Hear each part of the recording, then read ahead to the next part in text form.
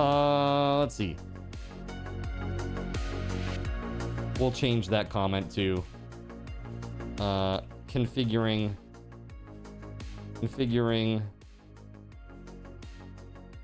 in-game permissions.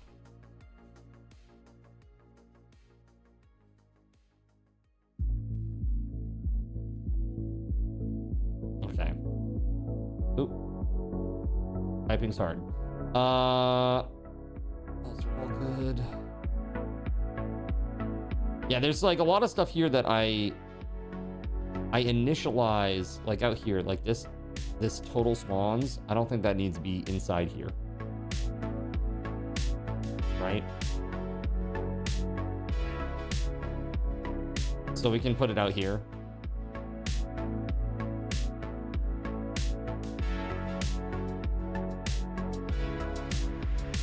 It should be okay.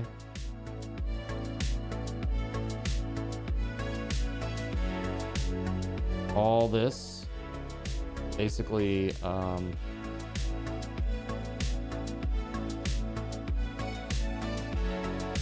we need to keep this in here.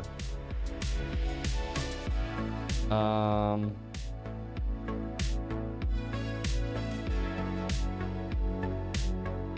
don't know if like declaring and assigning in the same, I don't think. Okay, hold on, I'm gonna ask, is it good programming practice to both declare and assign variables inside a loop?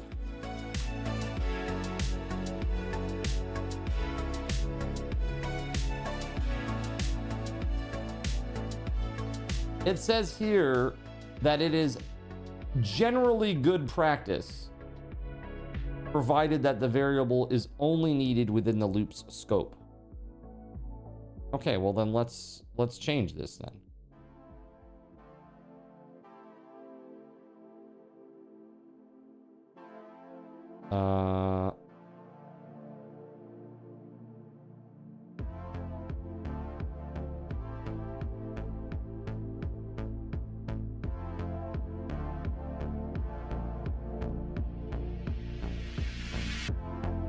Dude, the shift enter thing is really,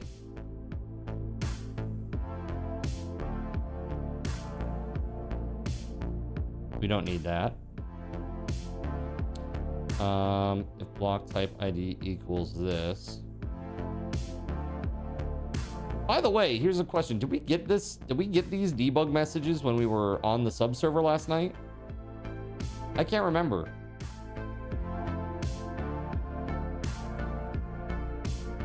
I really can't remember.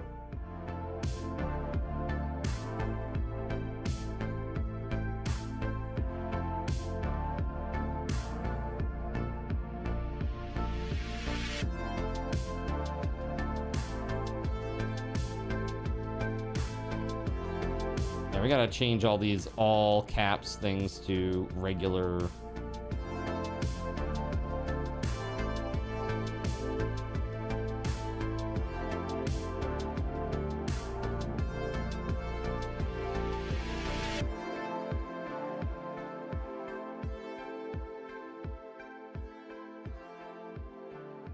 Activator arg. I guess we can keep this part for caps.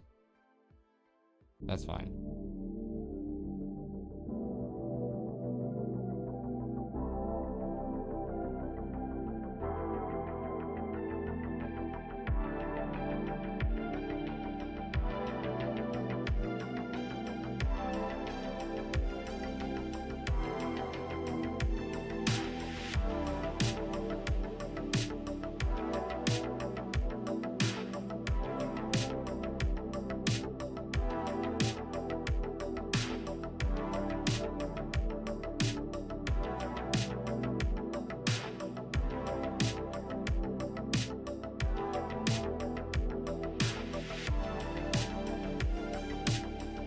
Player's current position to spawn the NPC at the same location.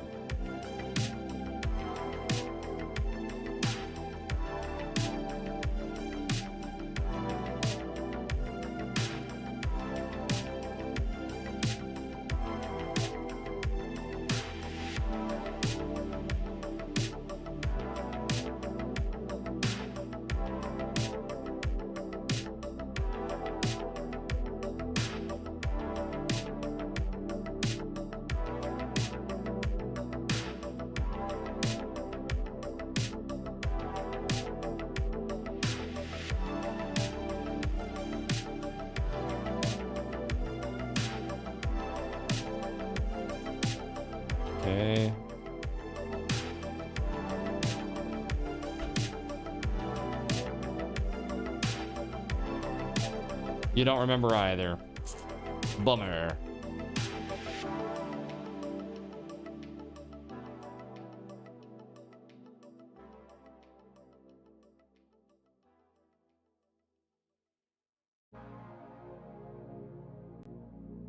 We're gonna use blocks actually.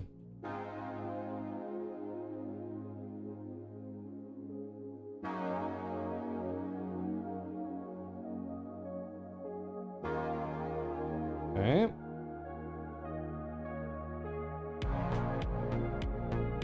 I could log in real quick and try it. I could.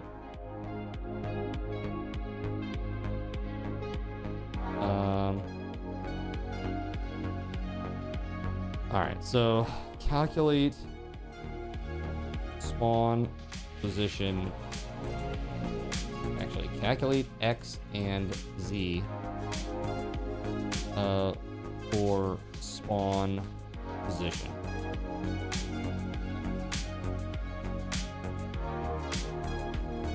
X is east. I'll say west east.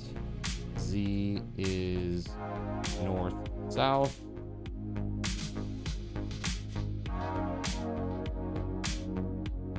Y is height / depth. Okay. Important note. North is -Z on the Cartesian plane. All right, that's cool.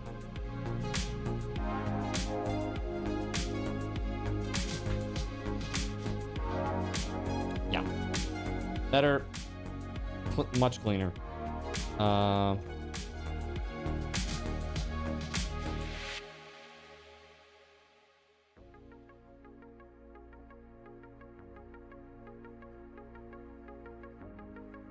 Set rotation for the mob to be spawned, the entity to be spawned. What do we call that anyway? I guess just entity ID. I don't think, do we get the name anywhere? Entity ID, entity display name. Got it.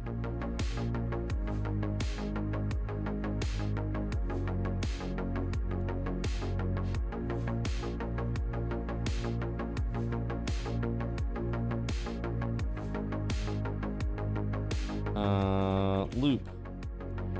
Check for a suitable place to spawn. Once found, I should say, check for an empty block air to spawn in. Once found, spawn all, spawn entity quantity. If not found, spawn on player.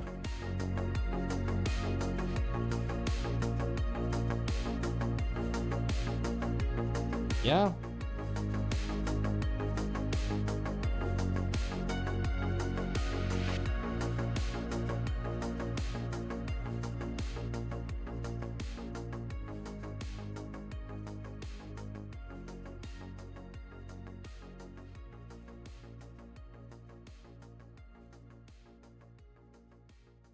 Or did I say that earlier? Get the X and Z.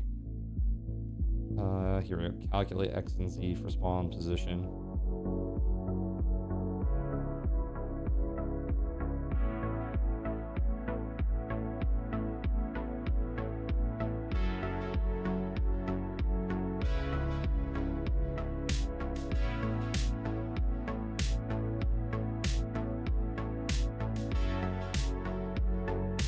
Okay, calculate X and Z for spawn position based on the spawn distance from the P position player's position. Spawn distance.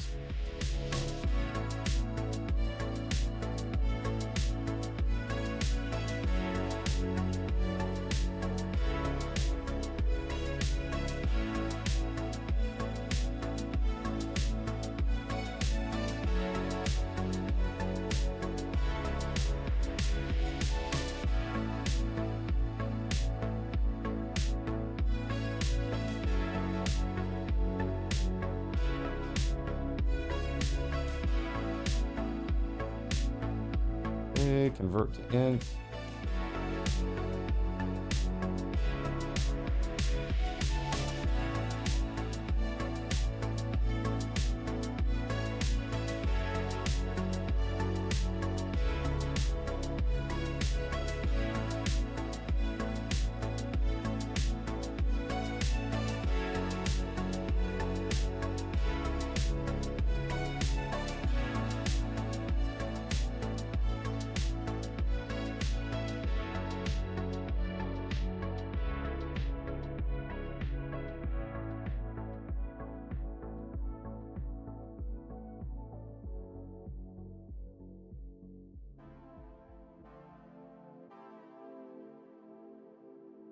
Set the expected block type to empty, aka air.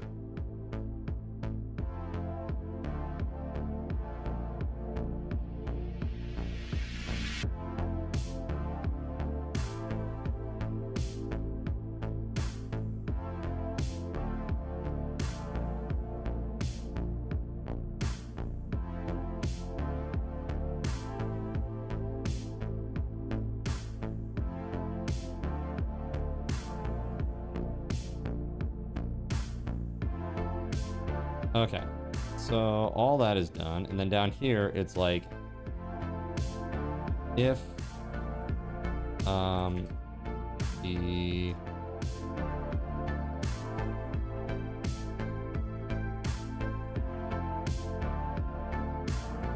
block type ID of the block at the spawn position X and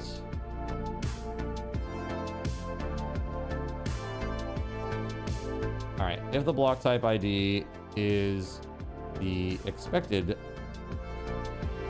block type ID at the spawn location or spawn position,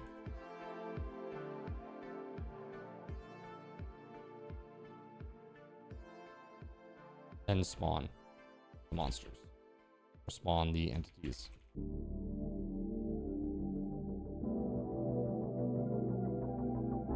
There we go.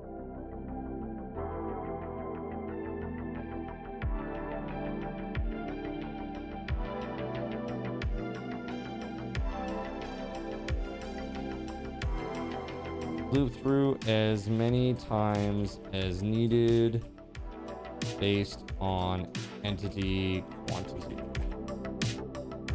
There we go. We don't need this debug anymore. Get rid of that.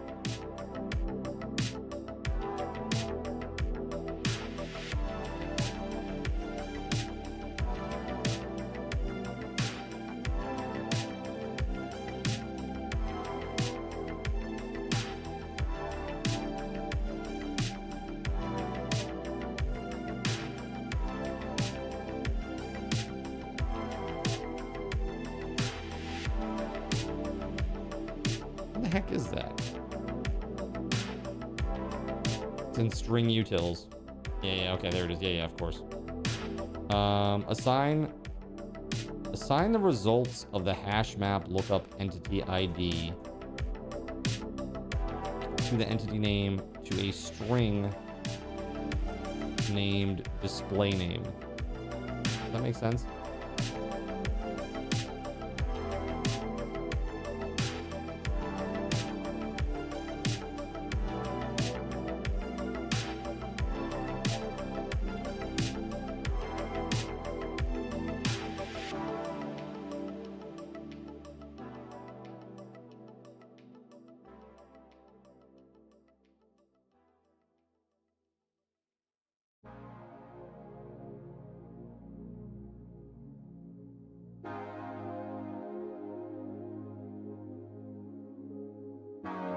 If all spawns are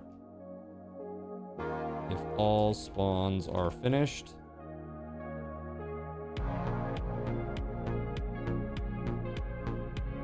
or if spawning is complete, Send message to chat.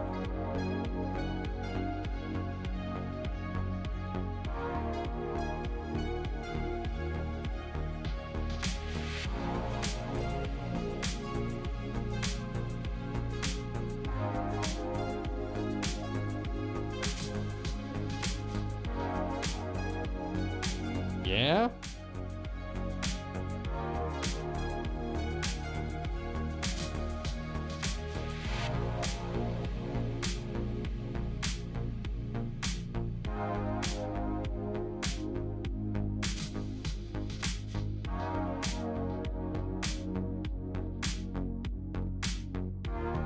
I guess we could do this in the init, yeah.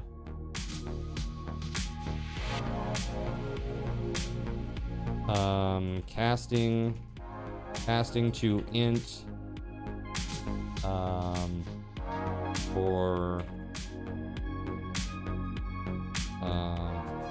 if and comparison lately.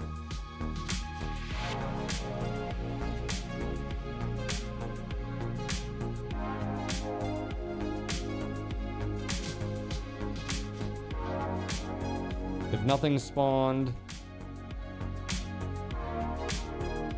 if unable to find a suitable,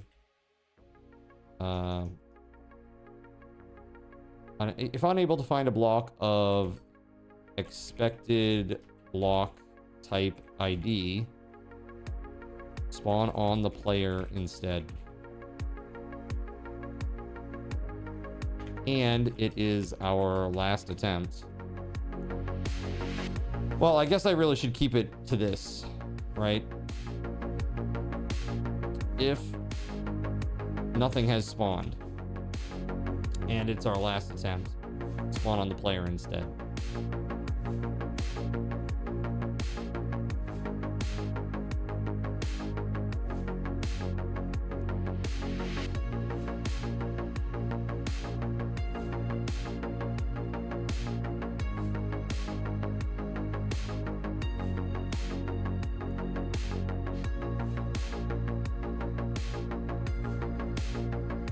All right, I'm actually getting a call. I gotta go for just a minute. Hold on. Be right back.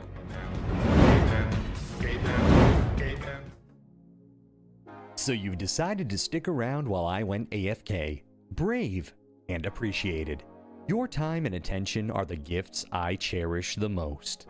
While I'm away fulfilling those pesky basic human needs, let me take this opportunity to educate you about the Cardinal Zin stream.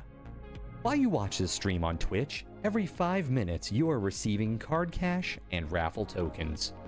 Card cash is used on Twitch to redeem sound effects, visual memes that take over the screen, and custom game interactions. Card cash never resets.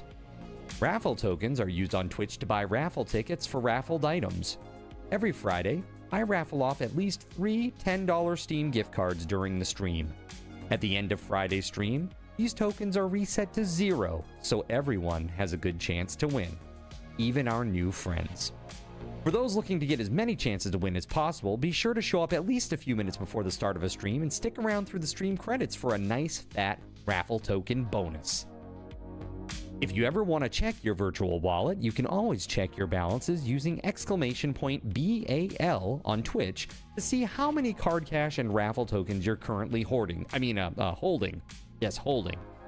It's especially important to do this when you have a lot of card cash or raffle tokens so that everyone knows just how amazing you are and how much more they would have to hoard to be equally as awesome as you.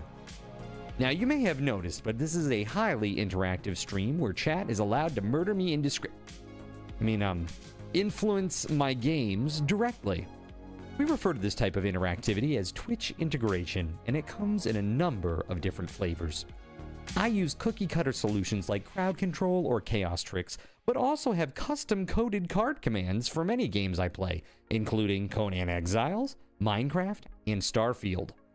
Crowd control and chaos tricks require Twitch bits and can be used to spawn monsters, give items, or set me on fire 13 times in a row until I want to cry blood into a pile of my own human ashes. Neat! Likewise, Custom-coded card commands for games like Conan Exiles, Minecraft, and Starfield can also be triggered using bits in the Lumia panel, but can also be triggered using chat commands, assuming you have enough card tokens to trigger them. Lastly, card controls affect my screen and impact any game I play, but they also require card tokens to activate. Yes, that's right, there's a third point system on my channel, card tokens, and as a token of my appreciation for your continued attention, I'm now going to tell you how you can save big. So let's say you want to spawn that big nasty golem on me. Let's be honest, I probably deserve it. And you're about to cheer 500 bits through the Lumia panel to spawn the monster that will undoubtedly crush me into priest dust. Typically, those 500 bits would cost $7. So that's like a markup of 40%. Instead, by donating $5 at coffee.com/cardinalzin and entering only your Twitch username in the message, not username, field, the bot here will give you 500 card tokens. With card tokens now in hand, you can simply type a chat command to spawn that creature, just like you would with bits through the Lumia panel, only this time you aren't paying 40% more like a big chump. So cut out the middleman. Take your savings a step further and become a Cherubim or Seraphim Coffee member to receive 10% or 20% more card tokens respectively. At the Seraphim membership level, you've essentially turned $7 for 500 bits into $5 for 600 card tokens. So instead of paying 40% extra, you're now receiving 20% extra. It's a great value. And for those who do back the stream on Coffee, I thank you. It is your contributions that allow me to code fun things for you all. Seriously though, you have my gratitude. If you have any questions about this stuff, be sure to ask. The community is really awesome and will definitely light your path. Sometimes by setting you on fire directly. Convenient. Since I'm not back yet, please continue to enjoy this lovely music. Sit tight, and I'll return shortly. Thank you so much.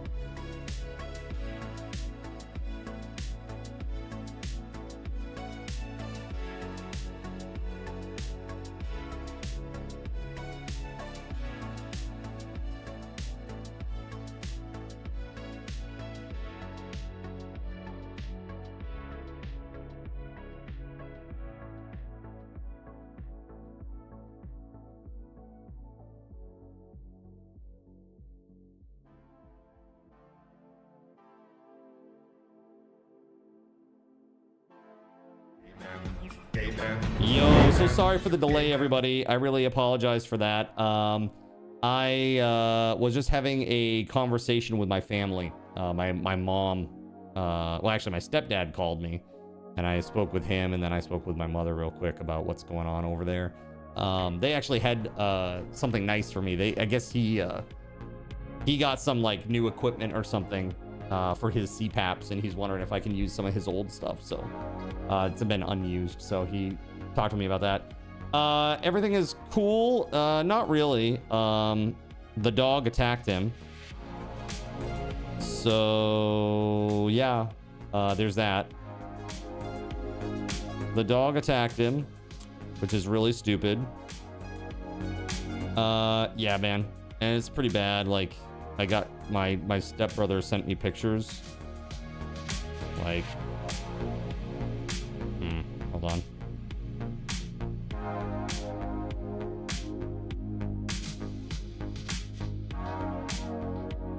I don't know if you can you see it? A wound there. It's not like super bad, but it's bad enough, you know. This dog is psychotic, and yeah, and they went for the initial assessment with the trainer. Yeah, and what it was is it was resource guarding behavior again. So my stepdad had a treat, and he was trying to get the dog to sit.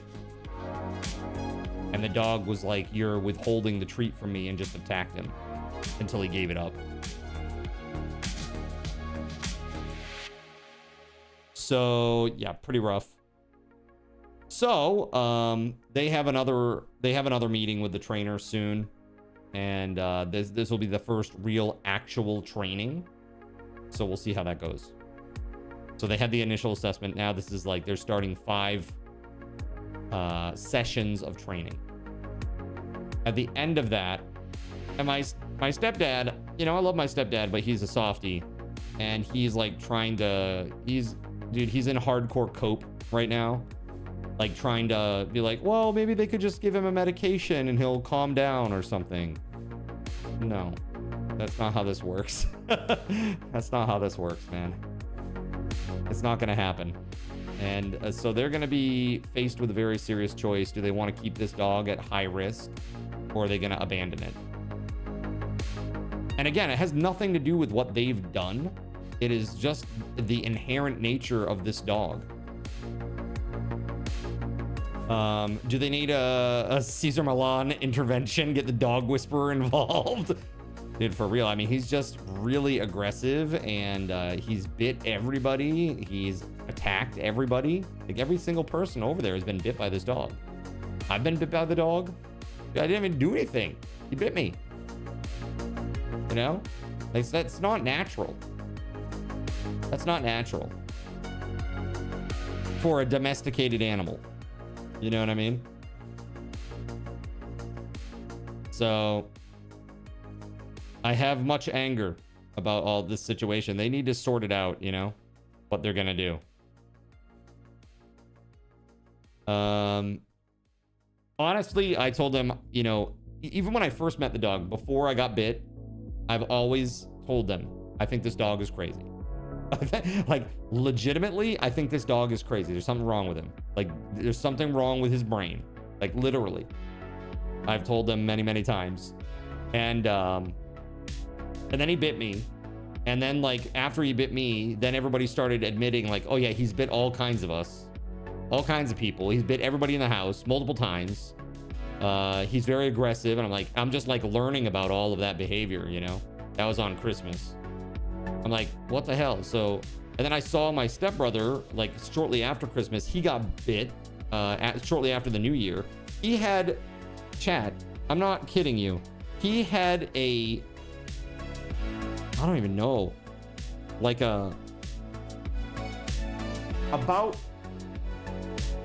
okay.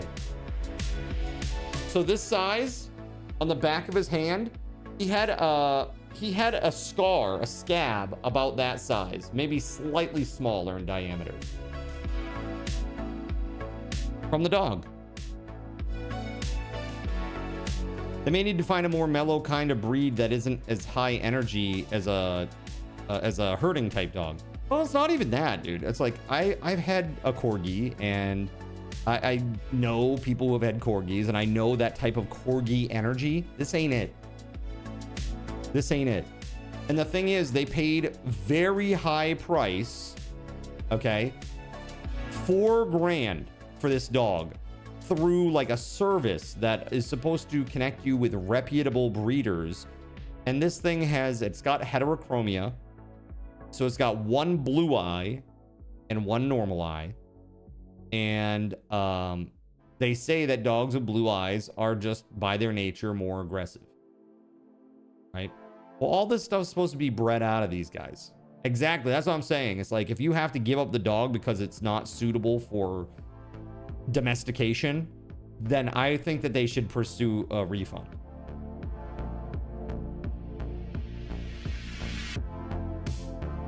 Yeah, get rid of it, go to a shelter, find an older doggo that needs love. Yeah.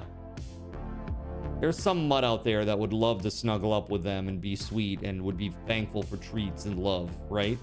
And wouldn't be a little bag. So, I don't know, it's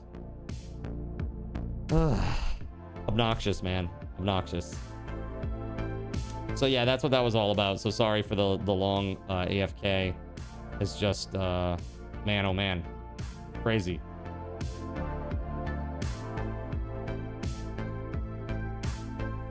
Alrighty,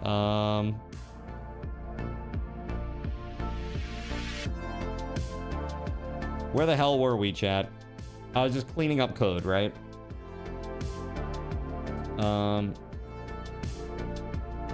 This is actually where the spawn takes place. Yes.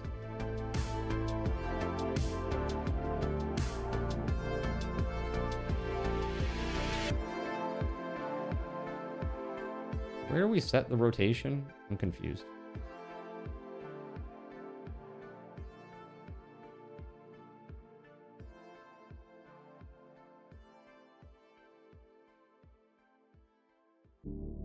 Right there, okay.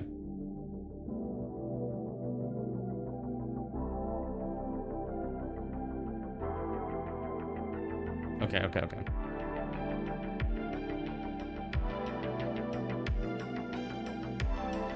So this here, so-and-so spawned one whatever on the person for this many points and this many types of points. Break out of that. Okay. If we are done spawning, break. All right, so that's that. That's cleaned up a little bit. Is it glorious and perfect? No. Certainly a hell of a lot better than it was, but now we gotta make sure it works.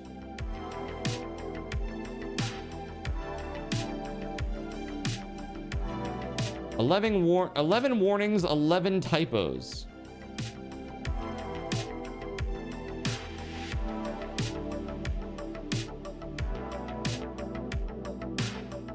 Where?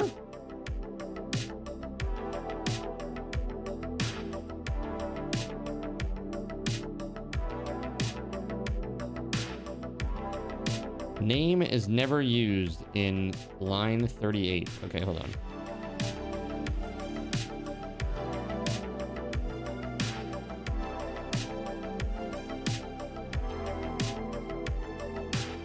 Oh, this is because we're doing that weird abstract thing, and if I change this, it doesn't work anymore. So I'm just gonna leave it. Description is never used, same thing. Dereference of P head rotation may produce a null pointer exception. So, P head rotation. I mean, that's I don't think that's a problem, but we could add a, you know, if NPC facing rotation, or sorry, if P head rotation is not null, then do this. We could do that. I guess we could do that. That's fine.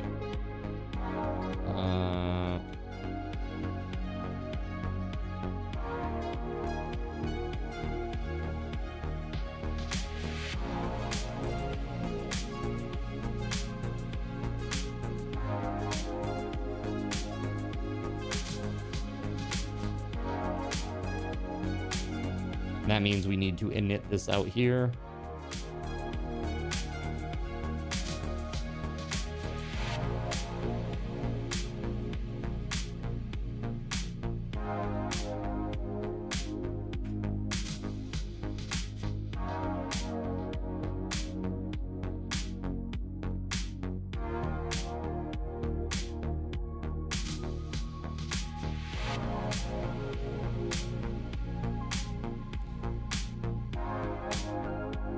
No, we can't do this.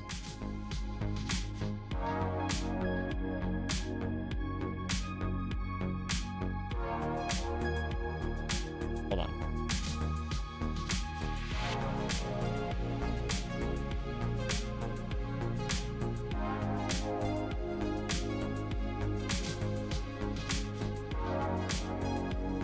Just that. Can we just declare it there?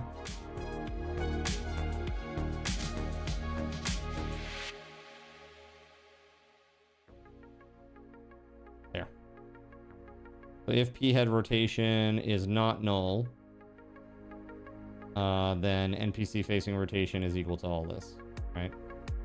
We declared it out here, so it's fine. Is there a... The interesting thing is we're not passing a distance.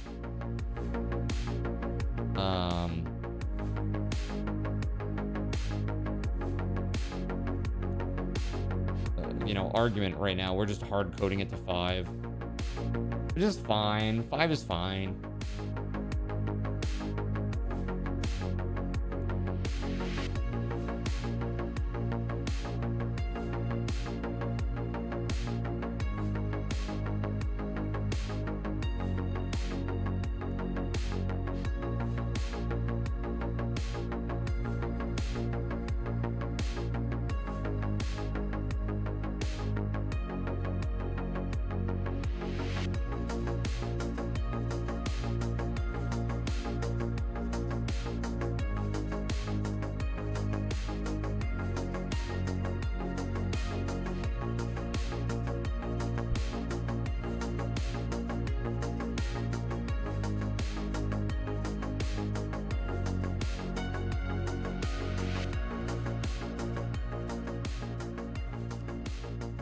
Variable NPC facing rotation might not have been initialized. Oh, okay. Hold on.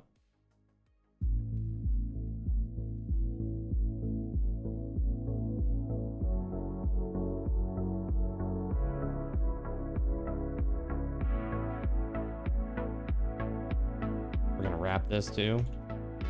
If NPC facing rotation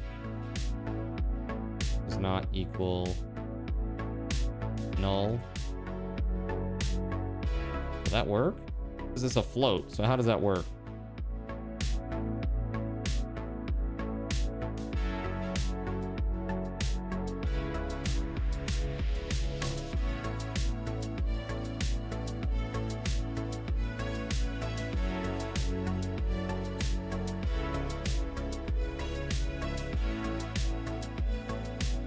I guess we just had to set it to a standard of 0. Like out of the gate.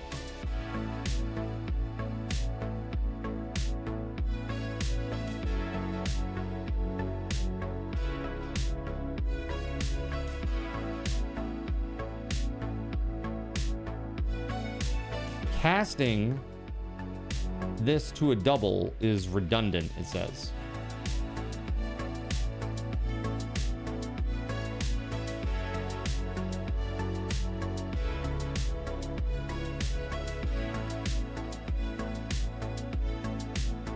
These were cast to a double. Okay, I'm just trying to clean up some of the warnings and stuff.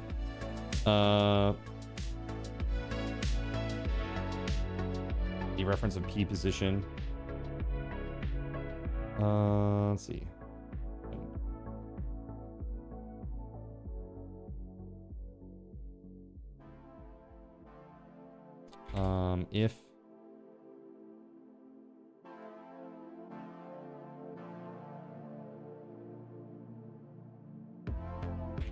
mean, I can do all this. Key position does not equal. Wow. Not equal null. Do the thing.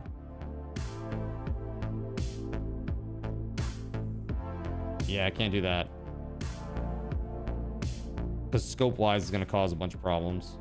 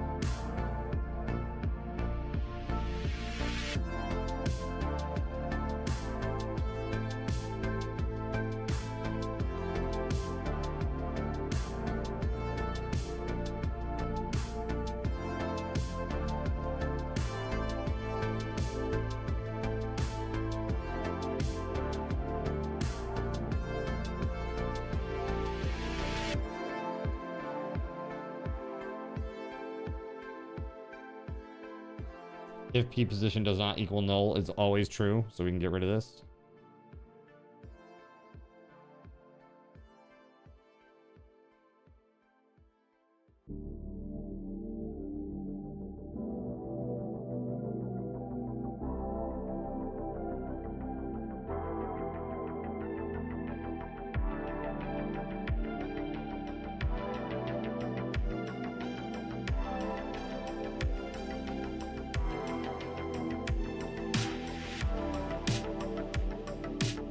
Same one down here, it's just repeated. Probably should just encapsulate that and make it its own method.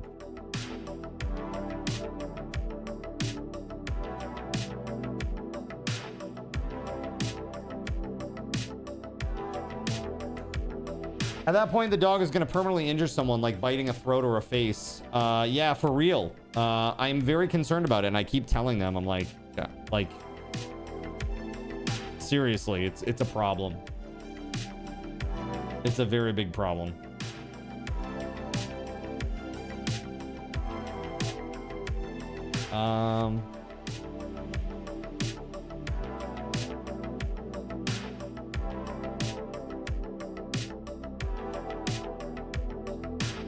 If result does not equal null, huh? Typo in words.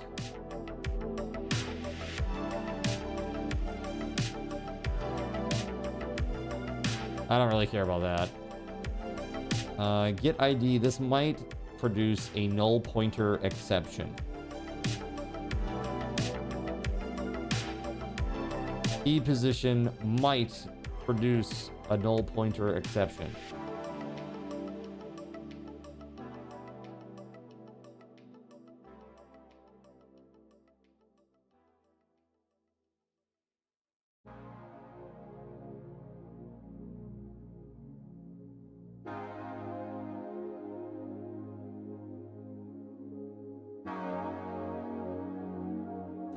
I almost wonder if, do we want to put this all inside this, if pref doesn't equal null, do all this stuff?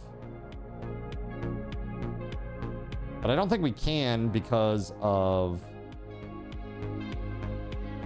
how we've declared this. I'd have to declare it out here.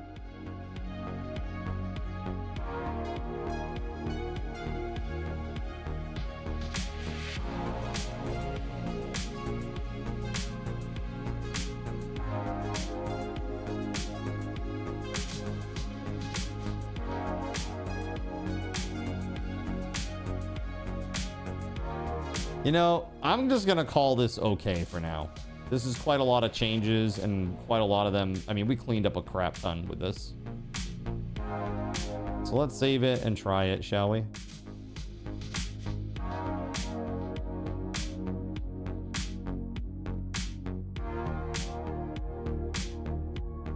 Yeah, man, I don't know about that dog. It's crazy. Dog is crazy. Oh, there's been a Hytale update, chat. Uh-oh. Hytale game client update.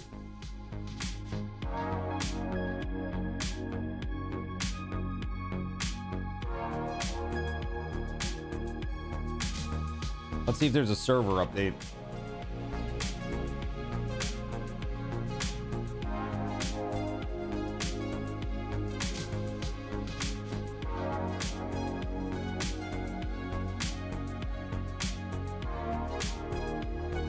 There is. Okay. Well, let's go ahead and back up from last night.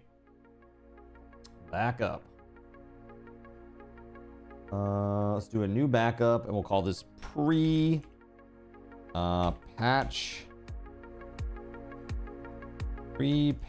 backup for 2.6.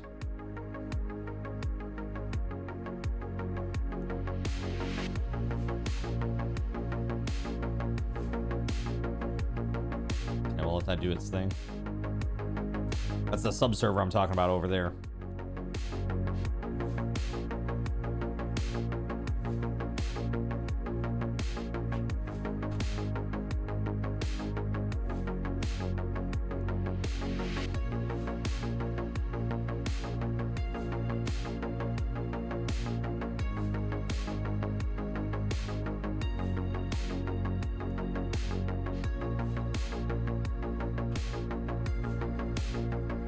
Okay.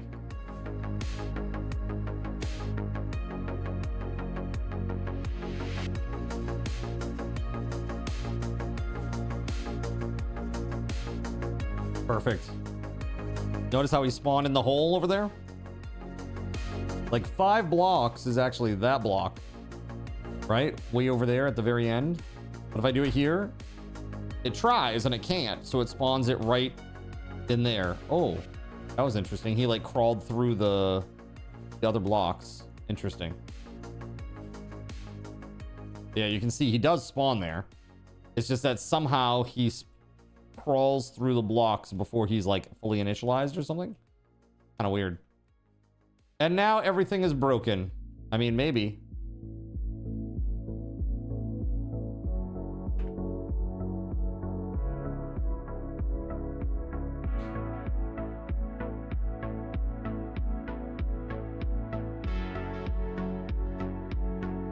$100 void crawlers. At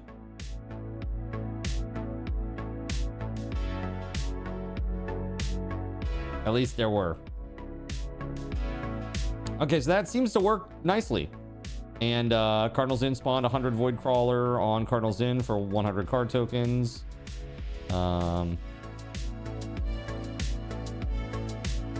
Yeah.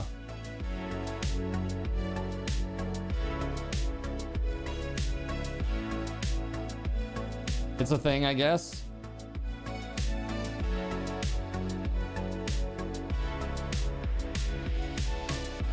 So that's working nicely, chat.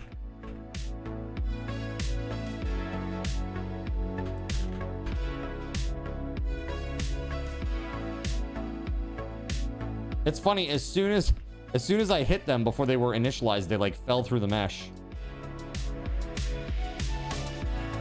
This is why it's important to spawn at a distance now, too. What's up, Sean?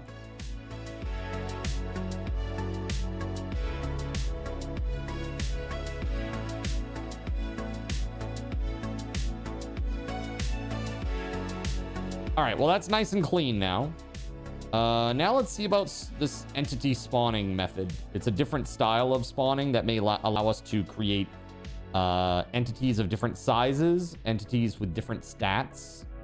You know, we could make a mob that literally could be a one-hit kill for anybody. We can make a mob that has hundreds of HP.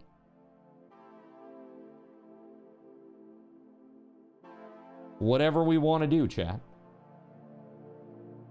That's the beauty of code, right? Especially when something is so open like this.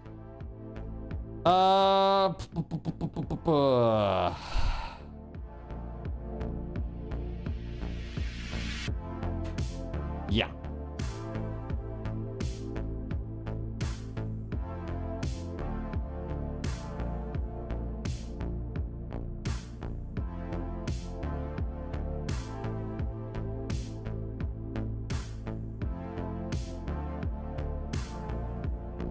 Well, okay, I gotta do a little looking around here. There is a beautiful resource out there. This Hytale modding group has done a really good job of putting together some really good information for people, which is fantastic. Really, really good.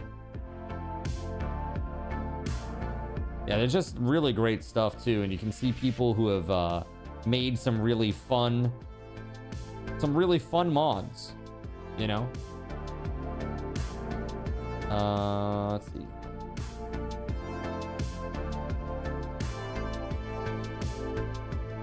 So one of the guys who won the team, okay, so one of the guys who won the Hytale modding mod jam was this guy Tourneviz, and I highly recommend you go check him out over on X. If you look at all the stuff that he's made some really cool mobs. If you just like literally just scroll down through his page, he has all kinds of cool stuff that he's made. Like, check this out. Hold on.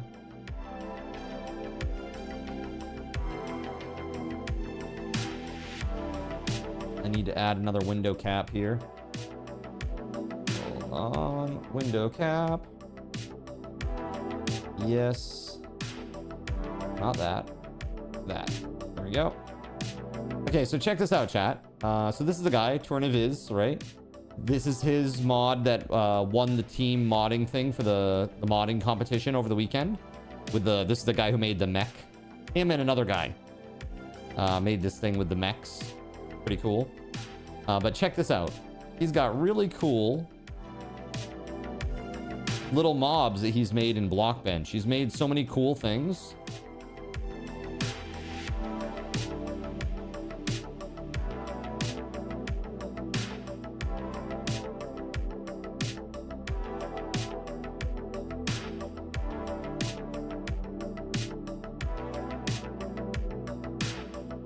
Like, aren't these cool?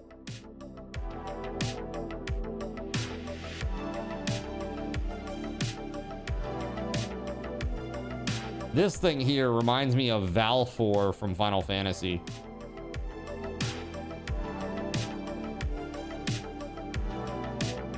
Toxic grub. I mean, just really cool stuff that he's created. It's really insane. He's made some really awesome stuff.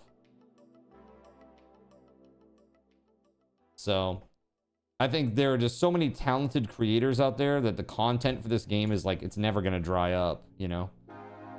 It's just a matter of, I think the big thing is we need like a quest system. They need to like incorporate some sort of quest system, quest UI that could be extensible.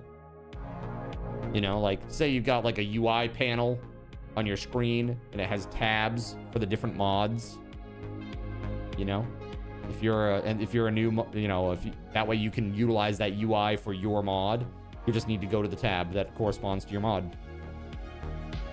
I think that makes it very easy, unlike in Minecraft where you have to go into like a keybinds and then set the keybind to open up the UI for that particular mod, and it doesn't even work out of the box half the time. You have to go and set it and figure out what the hell it is. And dude, it's not accessible, you know? I want to hit a button and I want to see it. You know, like it should be that easy. And it can be that easy. Yeah, really creative, right? I love it. So yeah, I'm looking forward to seeing what this guy can come up with.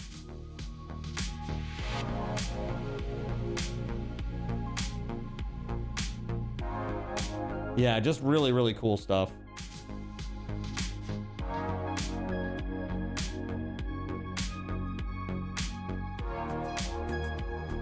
There are some other like little guys that have been made. Like there's like a little mushroom guy that's been made. Somebody made like a little adventuring frog guy.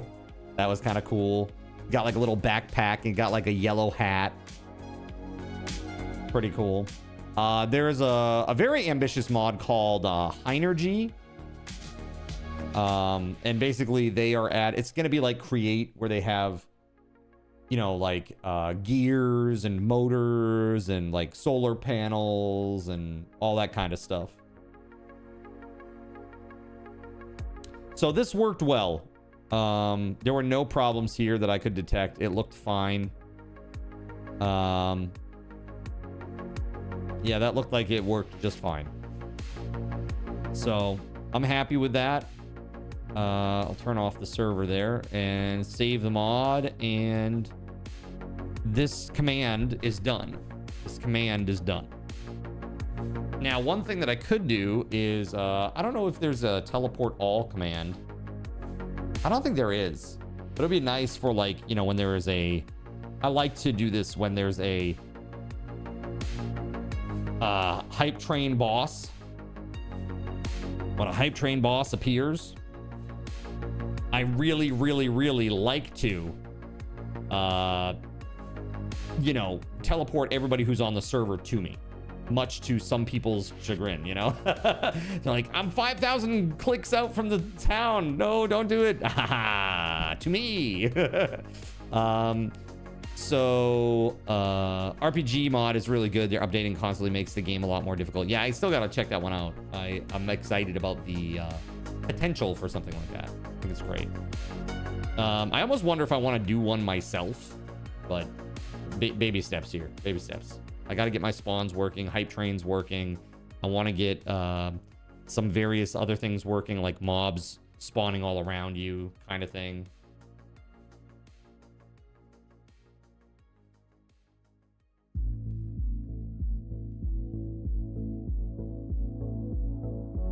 Yeah, I don't know. It's very interesting. To give you an idea, in your solo game, you just yesterday got Adamantite. Wow.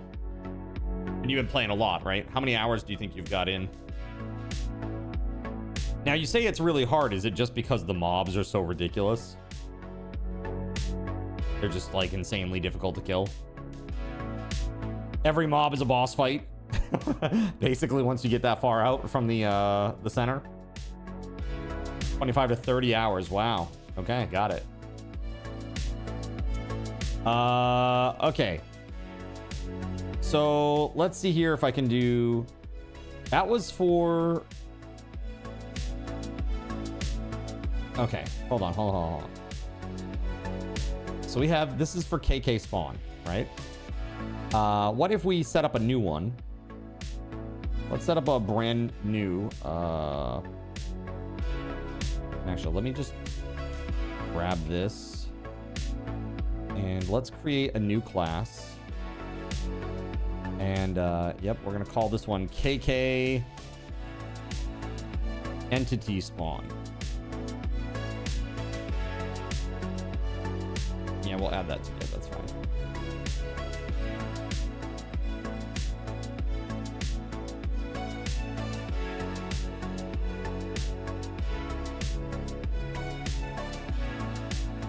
I figure we're gonna still need all of our ARGs and all that stuff, right? We need all of our ARGs.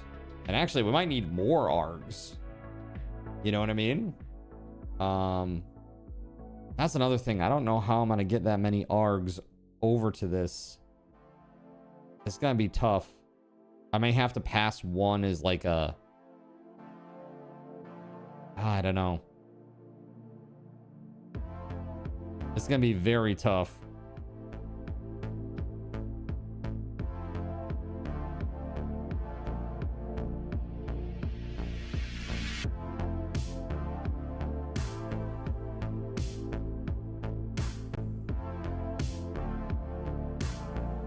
It's not just that. You have to be very ultra careful when you're not in the forest biome. Not paying attention has gotten you killed a few times due to getting jumped by multiple mobs at once. I see. I mean, if it's that difficult, one of the things that maybe it might benefit from, have you checked out that parry mod, Gregory? That makes it so that when you parry at the exact right moment, like right as you're about to get hit, it will actually like stop the... You use it? Yeah. It's a good one. Yeah. That seems like a good mod. The only thing that I'm concerned about with that is that for our server, it would make it... It's too OP. Because once you block 3 times or parry 3 times, it stuns the mob. And that seems really overpowered, in my opinion. Because there's no additional difficulty. You know, it's kind of like with the RPG mod, there's additional difficulty, so you need additional mechanics to kind of balance it out a little bit. The timing is tough with it. Yeah, I mean, usually, if you think about it this way too, on a sub server where we already have that lag, a little bit of a lag issue, that might be a problem too, you know. But I don't know. I guess we'll see. It's more Dark Souls parry than Valheim parry. Well, yeah, exactly. Yeah. That's what I expected, is that it was gonna be real tight timing. Okay. Holy shit, man. Okay. KK, what are we calling this? Entity spawn.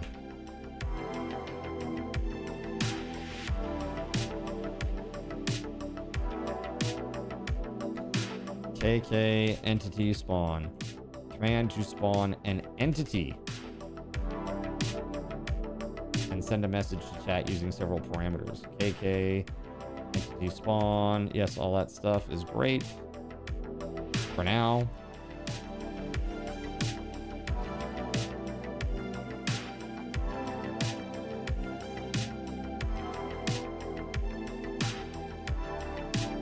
Got all of our ARGs here set up. All of our initial ARGs set up here. I mean, this is going to be pretty much the same exact thing.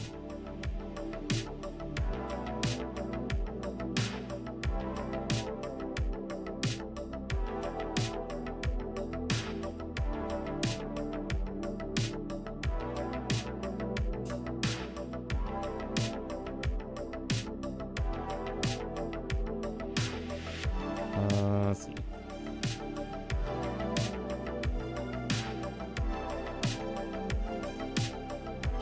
Enchantments are expensive, which they should be. Trout, what's up, man? It's going okay. I got distracted.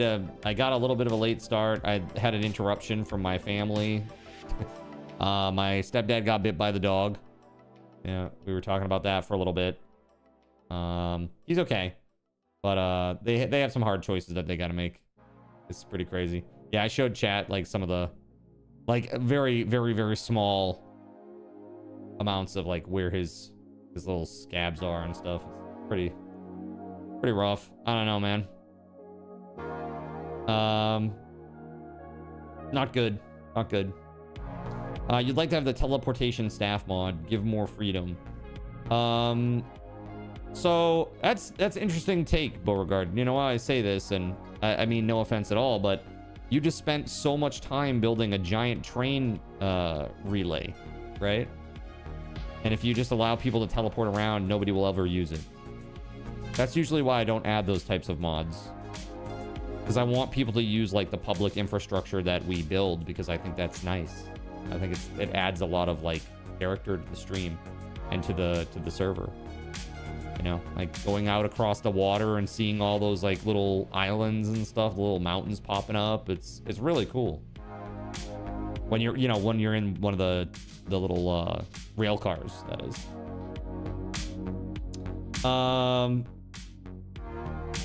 Enchantments are expensive, which they should be. Are you talking about like this is part of that RPG mod, enchantments?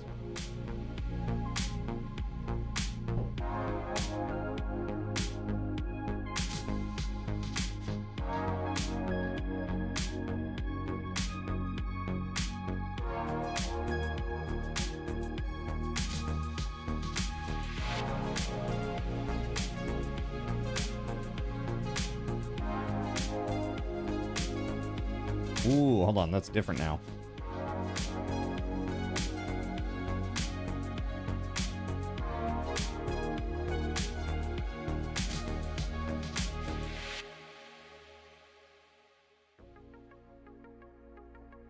Command to spawn an NPC and send a message to chat using several parameters, all of that. Command to spawn an entity, not an NPC. They're a little different. They're a little different. Ooh, this does not like the red. There we go. So those two should be registered now. I do not know if this will work.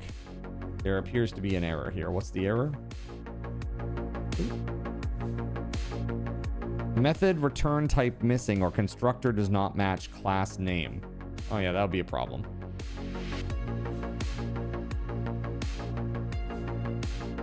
That would definitely be a problem. KK entity spawn is never used.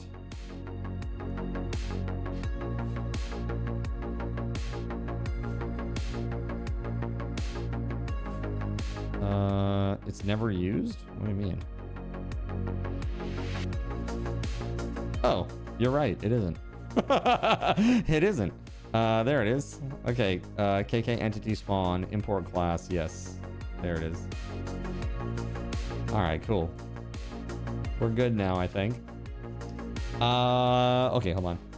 I like the inclusion in the enchantment of water breathing. Now, see, that I can get behind because it's inaccessible to you as a player.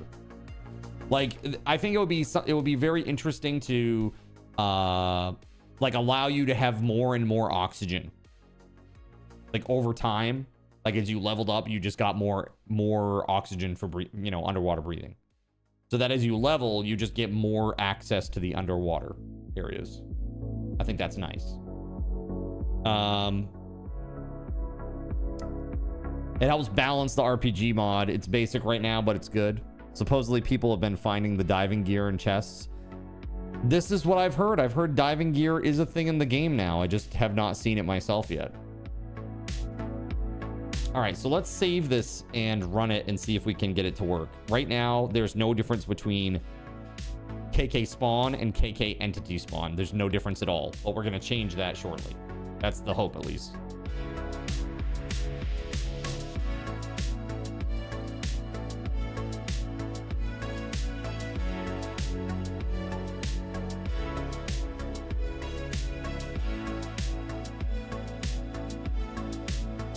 Adds unbreaking style mod, or enchantments rather. Thing is, I don't know how to update my server inside this. I don't know if I'll be able to connect or maybe it updated automatically. I have no idea.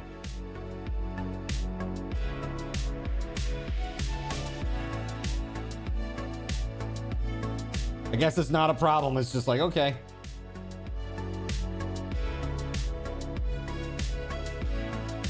All right, well, here we are. And this is KK spawn. All right, got our void crawler there in the little hole. There we go. Okay, he's good. Now, we're going to do the same thing, but we're going to do, instead of spawn, we're going to do entity spawn. Oh, same thing. All right. It works. Beautiful. That's exactly what we needed. That's it. Okay, let's go back.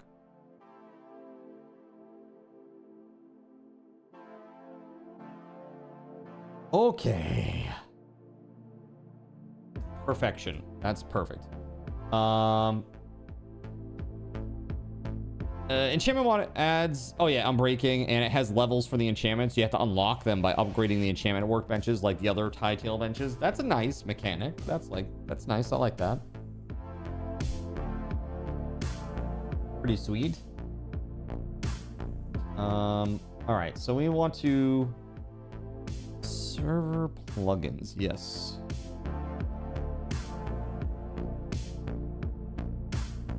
Spawning entities. There we go.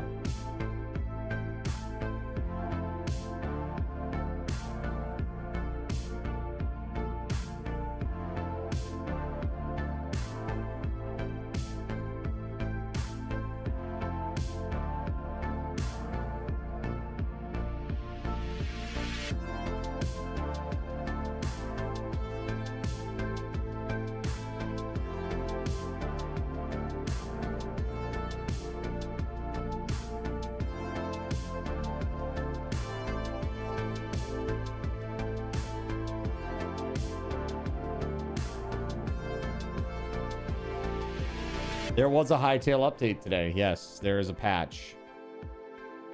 It's all hot fixes. It's not a proper, like, it's not a content patch. It's just a hot fix.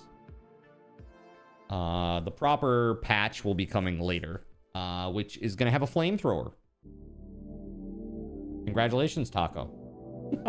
Wherever she is. Actually, hold on a second. Today's Friday. Is today the day that Taco was supposed to have her frozen shoulder surgery procedure thingy? Was that today?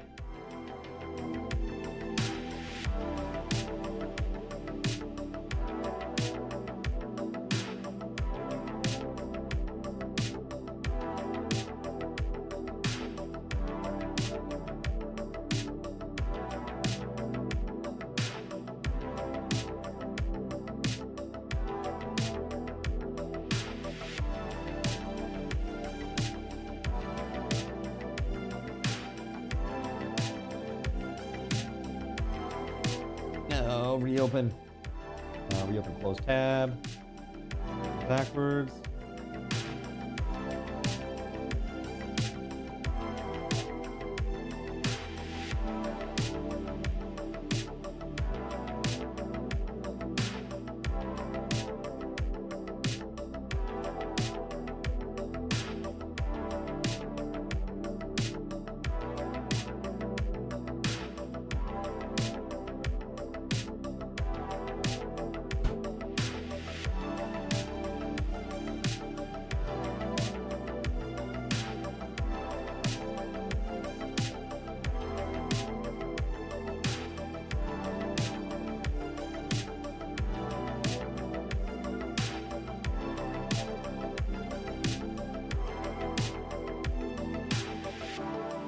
That's just a list of entities. That's not what I'm looking for here. Okay, hold on. Spawning entities. Yes.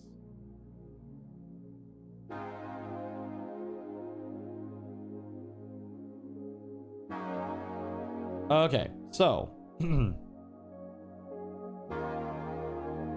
let's take a look at this.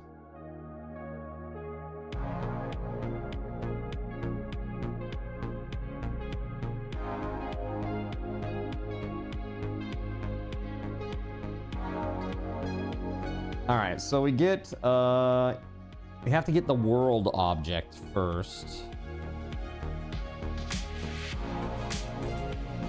Well,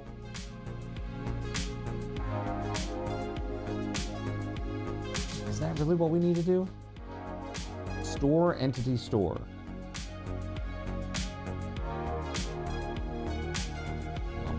We already have that here. Store entity store. Okay.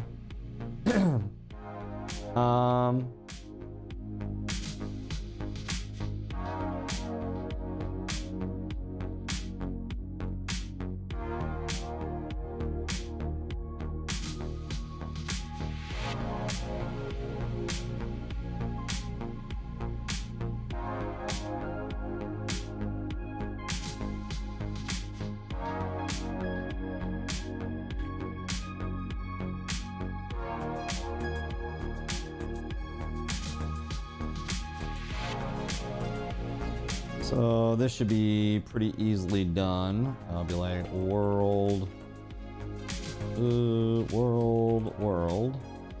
1. Yep, sure. Equals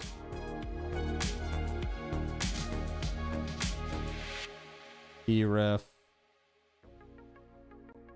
dot get world. That's just a UUID though.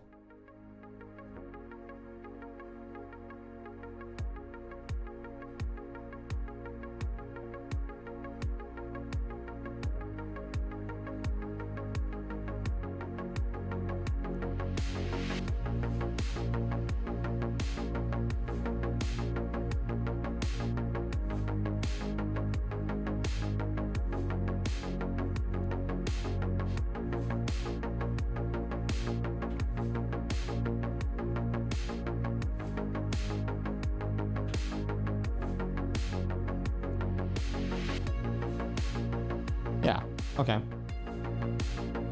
Once we get that, get world.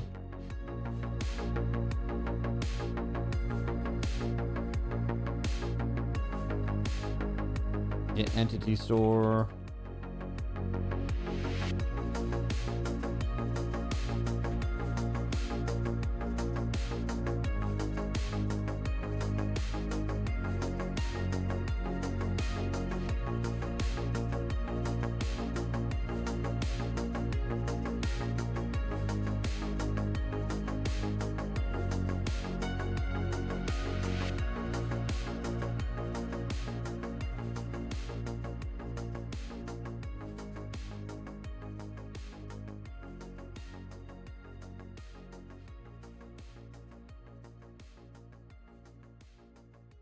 Okay.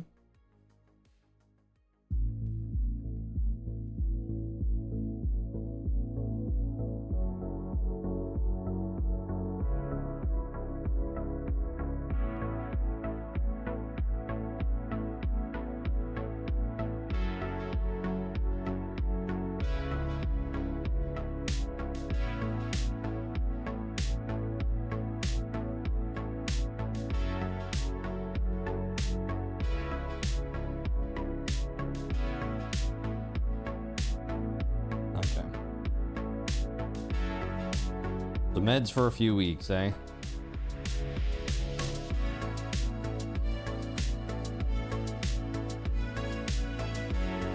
So to interact with the world instance, some methods require you to run the code inside the world's execution context.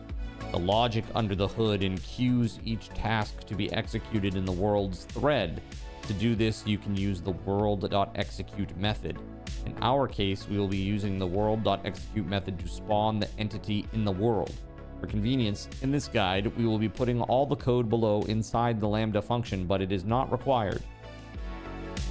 Okay. So basically, right now, I'm running inside a execute.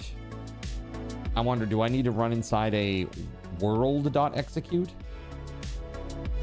Let's do world.execute in here.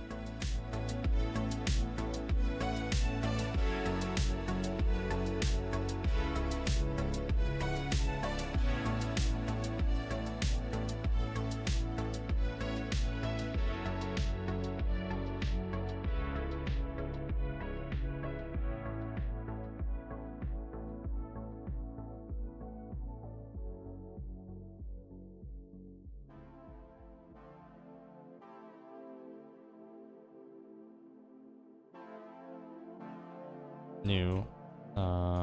Do the thing in the world. What do I want to call it? World thread. There we go. Do the thing in the world thread. Can we just do as a test, could we just do like the console message?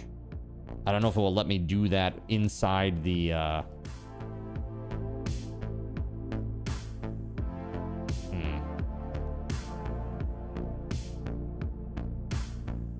Let's just see.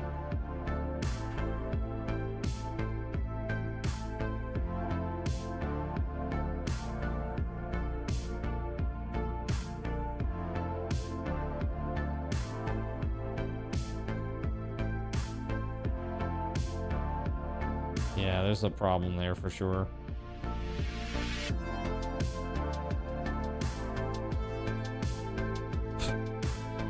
Oh, okay.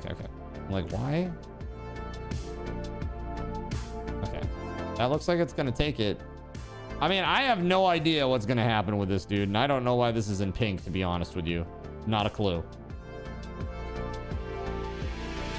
Use Java util objects require non-null expression. Okay. I mean, it told me to, chat, so I guess I should, huh? All right, we save and we try it. Let's see if this will even compile.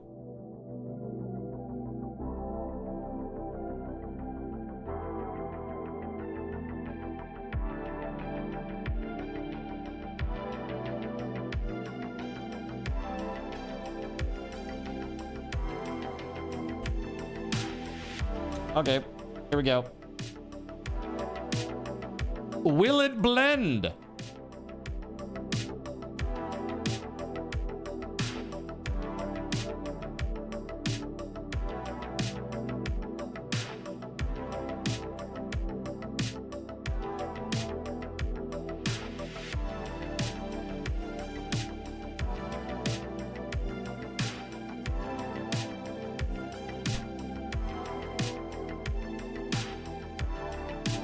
Well, let's see, shall we?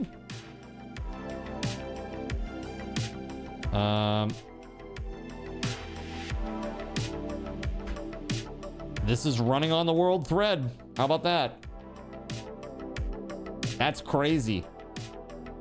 So literally you can just execute, you can do a world.execute and just shove it off to the world thread. That's incredible. That is actually incredible.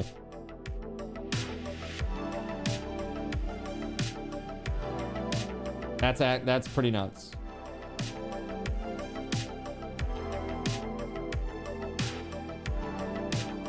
All right, well, that worked. This worked. All right, next up. Getting the transform component from the player. We do a lot of this stuff already, really.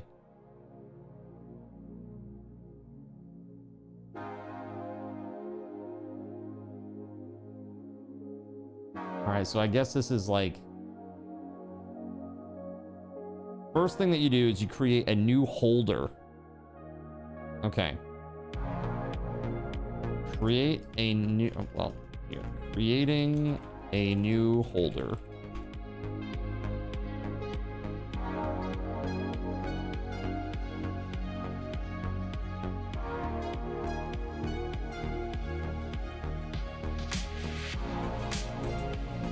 So holder, entity store, holder, entity store.registry.new holder. Okay, so basically a holder is literally like a placeholder while we're building our entity. Because in this game, okay, so just to explain how this game is different from many other games of its like, check this out, chat. You might find this interesting. So like a normal game, there's like a it's like it's OOP, like OOP, object-oriented programming, right?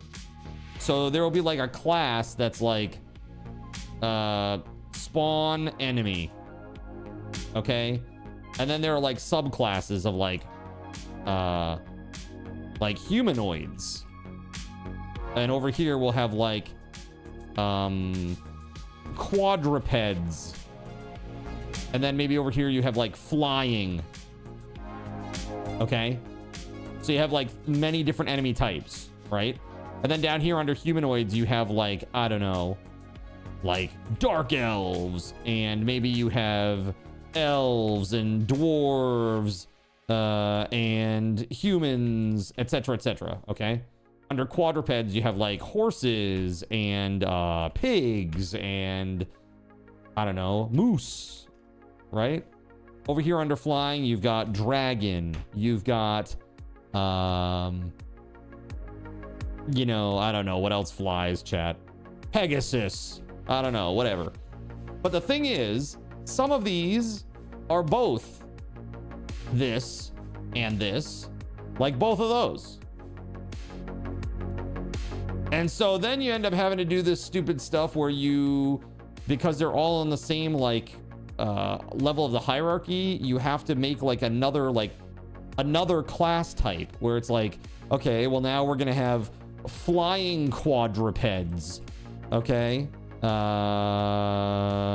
quadrupeds, right? Yeah, spelling quadrupeds, right? We're gonna do that, and then these will be actually over here, and then oh wait, but I need a we need a fire breathing, right?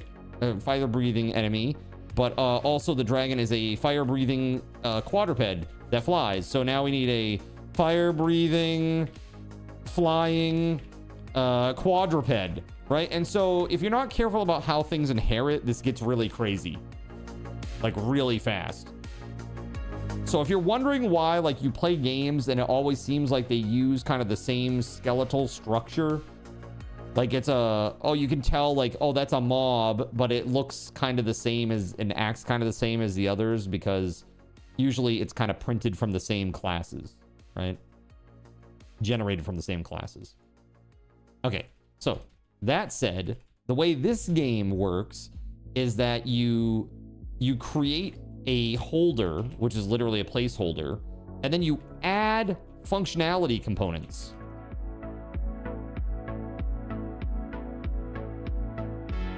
So that would be like if I'm spawning a dragon, he needs to have HP or like health bar. He needs collision. He needs velocity /movement, right? What else does he need? He needs fire breathing. He needs flying. He needs like dragon AI routines, like attack routines. And all these things are siloed. And basically you add them. Oh, we also need the model. The model, first and foremost. So model, health bar, collision, velocity, movement, fire breathing, flying, dragon AI. What else? I mean, I mean, animations, right? But that might be linked to the model. I'm not sure. It might be tied directly to the model.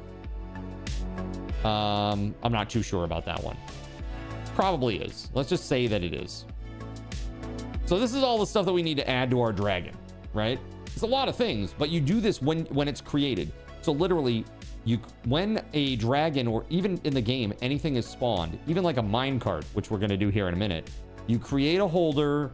It creates the actual, you know, object by pulling in the model and all of the other components that are necessary.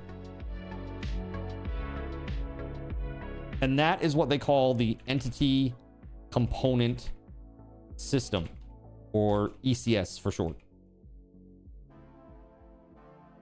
So it adds all these components, and then it's, you know, add to world, and it does the things that it needs to do. Right? Very different. Very, very, very different outlook.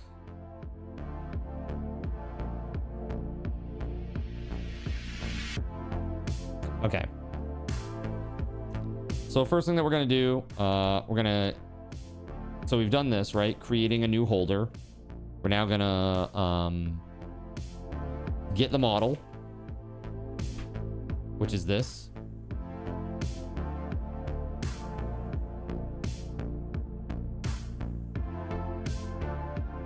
I think that's the right one. So we've got, what is this? Extract to method reference.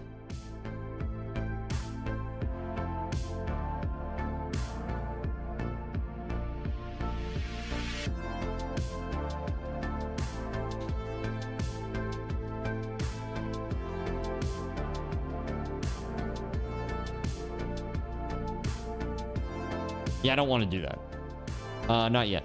I don't know what that does really, to be honest with you. So model asset, we're using model asset.get asset map, get asset minecart. There's a new object model. We named it model. Model.create scaled model, model asset scale is 1. So it's at the original scale of the model. Okay. So we could scale this up to like 5, and it'll be a giant minecart, right? This is, now do you see why I'm doing this for hype train bosses? Because I want to play with the scale. I want to make the scale like 3 times larger than normal. I want people to know it's a boss. That guy's a boss. Or make it really small and annoying and fast.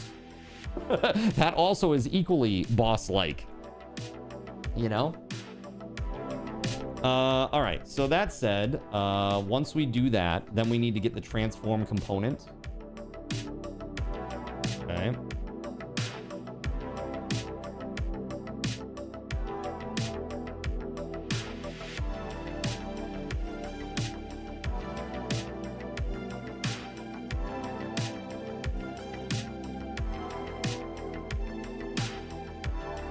Okay, so this, it looks like it's taking store.get component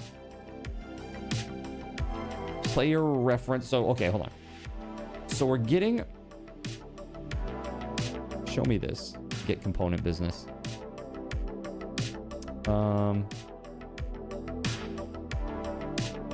We're getting 2 things inside this. So we're getting the player reference, and we're getting the transform component type of the entity module.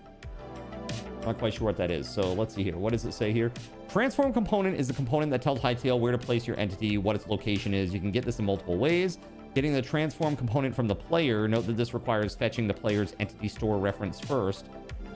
Generating a new transform component. All right.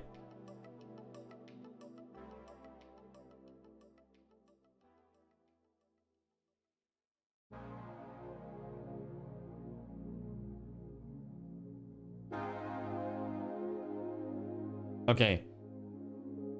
So this is, for me, the transform component. This is easier to do it more explicitly like this. We're setting a vector 3D, a vector 3F. So this is the position. This is the rotation. And then this is the full transform, which includes both. So we know the position of it. We know the rotation of it. Right? And I believe we already have the player reference up here, right? Where do we get the P position? All right, so hold on. I'm going to move all this world execute stuff. We're going to move all of our stuff. All of this stuff here that we've done so far. We're actually going to put that down below this so that we can utilize some of this other stuff.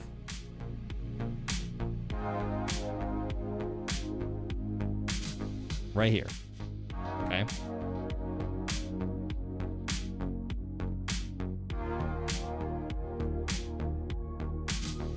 Cool. So get transform component or like set transform component. We're going to use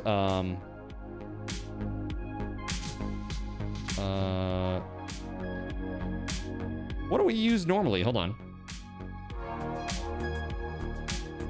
Spawn position X. But that's done inside this for loop.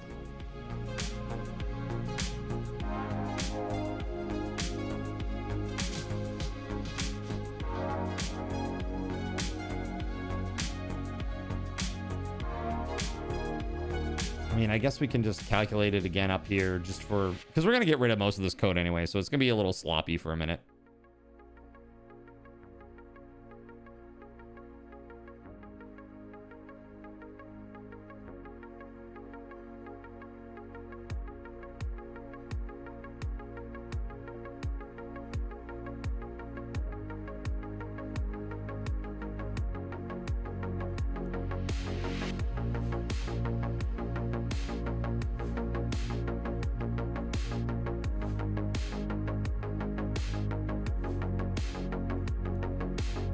Convert to atomic. What does that even mean, dude? I don't know what this shit means. Java, why you like this? Convert to atomic lambda context. The f is this? Move it into an anonymous object. What the? Okay, hold on. What is an anonymous object in Java? Please. An anonymous object in Java is an object that is created without being assigned to the reference variable.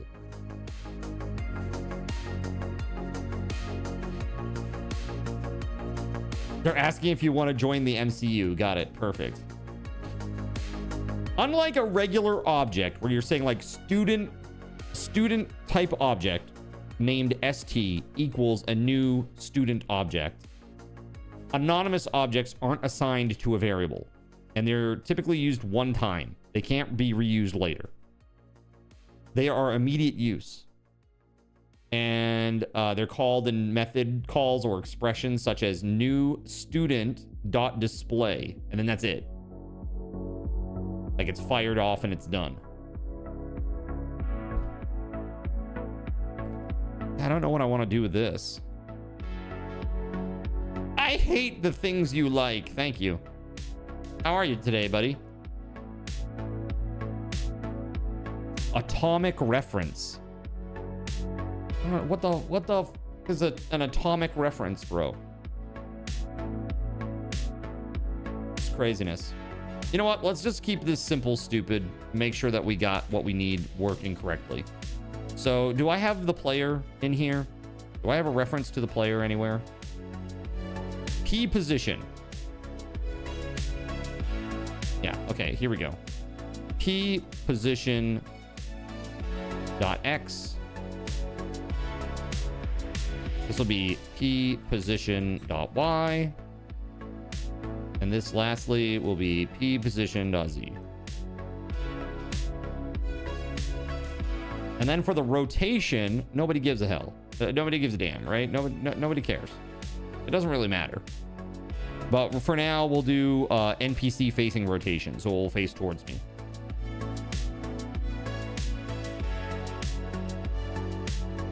NPC facing rotation dot X.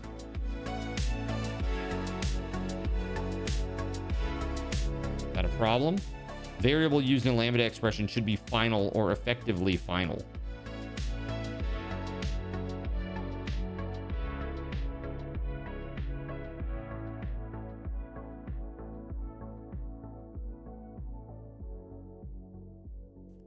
Oh my god, there's so much weird shit in this. Okay, you know what? We'll just do 0, 0, 0, 0. Who cares for now?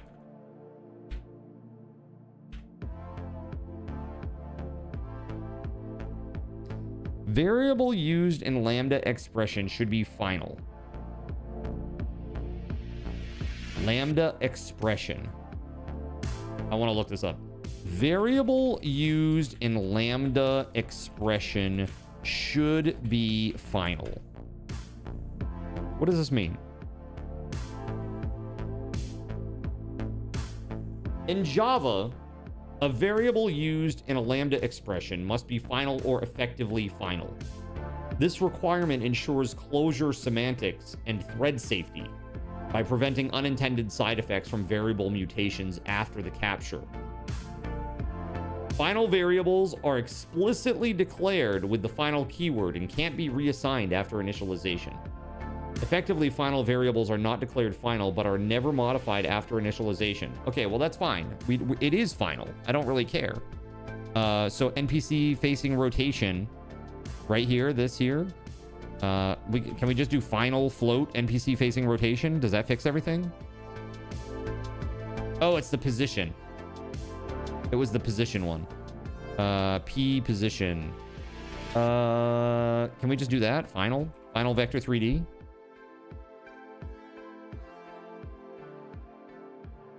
Hold on.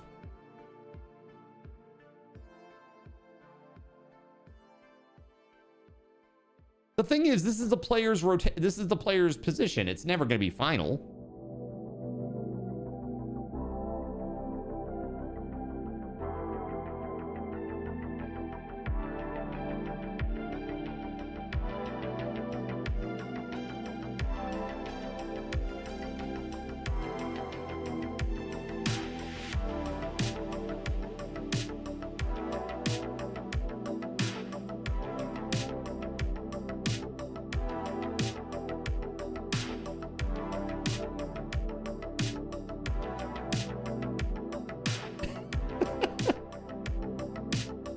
That's crazy. What is this? Rotation is key, especially when trying to master the Rasengan. What the hell? My nickname in high school: 00000. 00000.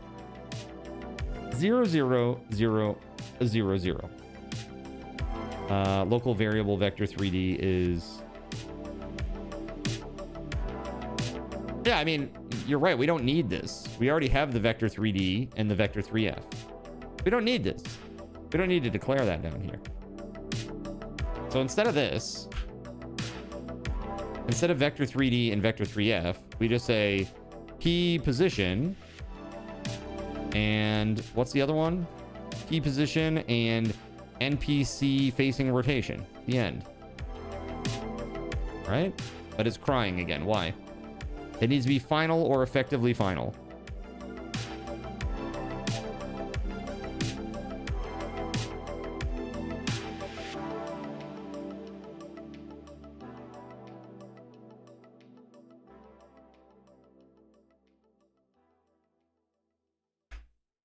Where do we do this?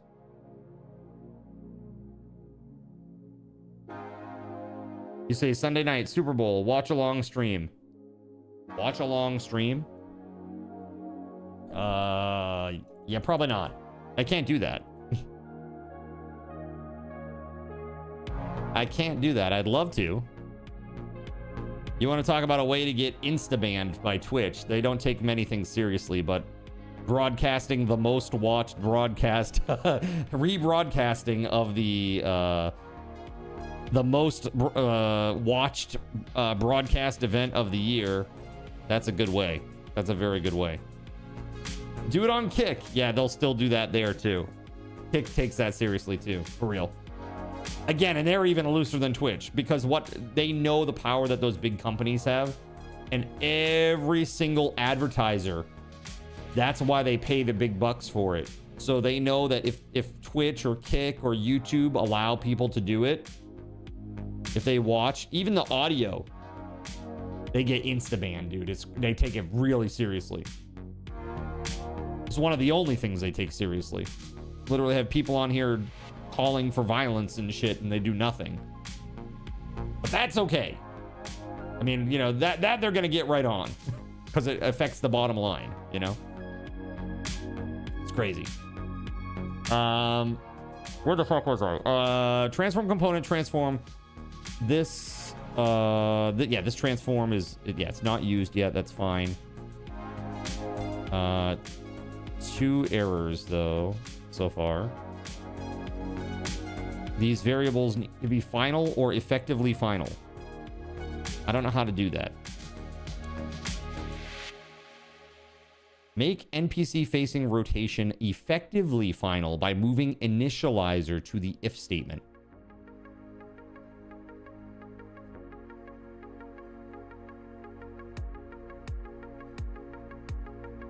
I guess that did it. Same thing. So if pref is not null, then we get it. Else, p position equals null. Okay, so this is why they're saying it's thread safe. So they're basically saying, like, look, you've got to check to see that it's null, but or that it isn't null. But what if it is? You know, like otherwise, we need to do something else to make sure that there's a value of something there, even if that value is null, so that the thread doesn't like crash, right? Make people watch from their own source. What if I call Goodell and get the NFL's permission? Perfect. I love it. I love that. You tell them it's a Make-A-Wish fundraiser to raise funds to cure male pattern baldness. You could raise $1 or $2 with that, I think. Imagine like a Sarah McLachlan ASPCA style ad for men suffering male pattern baldness. Perfect. Nailed it. Freaking nailed it, bud. Transform component cannot be applied.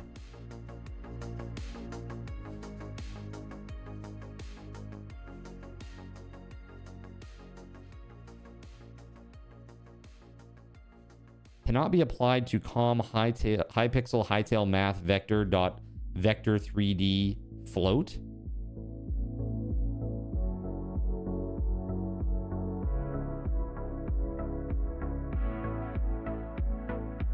Oh my goodness. Okay, fine. Here, can we just do a set of like 0, 0, 0? Is that, will it take that? Or here.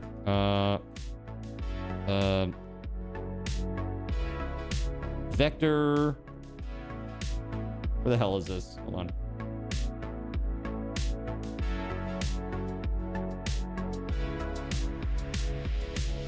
Can I just do this right here?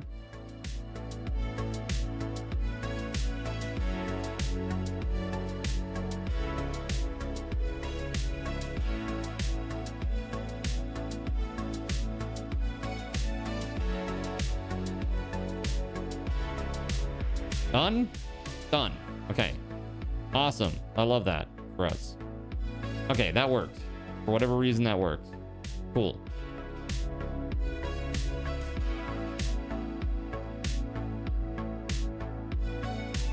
All right, next up, we add our components to the entity.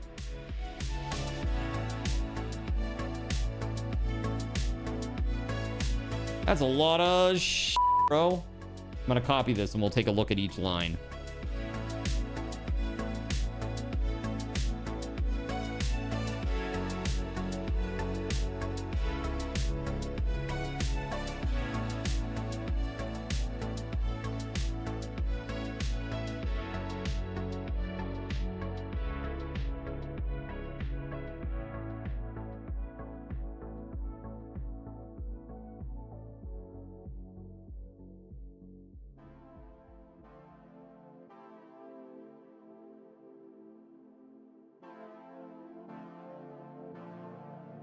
She'll do it. You'll just tell her it's for balding dogs. There you go. Perfect. How do we feel about our coding progress? Do we feel final about it yet? Dude, finally Friday. Let's see here. So this is going to be add all components.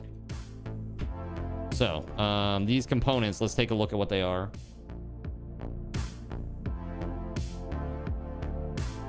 Okay, so there's quite a few pieces here.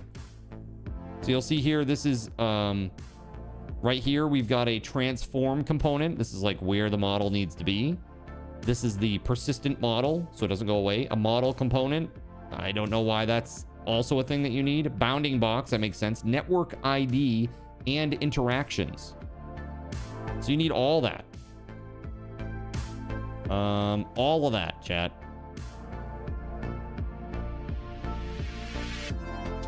All right, so let's import these classes.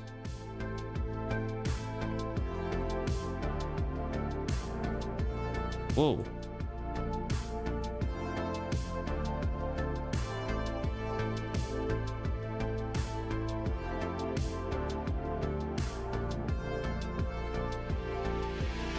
Okay.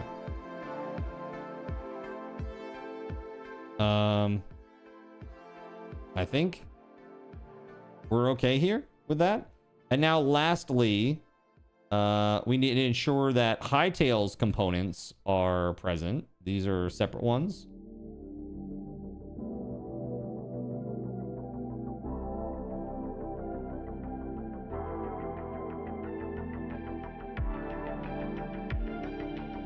A UUID and interactable. Okay. And then lastly, we need to spawn it. Spawn entity.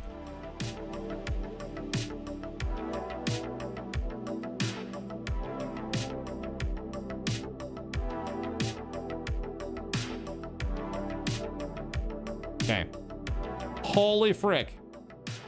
Wow, Midnight is getting some rough early impressions from the trailers, it seems. Yeah, I mean, honestly, I just felt like it was the expansion is just like housing. That was my thought. And honestly, the video, man, usually the starting intro like CGI video gets you like really hyped for it. Like, do you remember how, like, dude, you remember hearing for the very first time, You are not prepared. it was friggin' epic, man. It was friggin' epic. You know? And you were like, oh shit, man, Burning Crusade, this shit's gonna be lit. And this new one, I watched it, man, and I was like, okay, I guess. It literally did nothing for me. With a dwarf hunter and the bear walking through the mountains, snow. Hell yeah. The night elf transforming into like the panther, like through the woods. So good. The warlock, undead warlock guy with like the beads and like all the corruption around him and the giant infernal popping up behind him that he'd summoned. Badass. So badass. Iconic. I mean, literally iconic. Illidan, iconic. Wrath of the Lich King. You know, the king's purpose is to stir the hearts of his people. And like all the undead come up out of the ice and shit. Amazing. Amazing, man. That was some sick stuff back then. All right, so chat.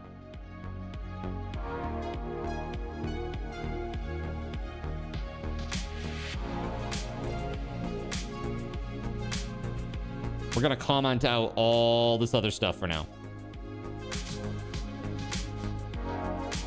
How many do we need to comment out is the real question, though.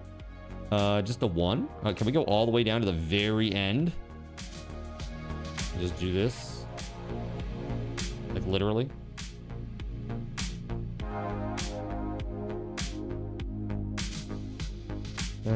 There.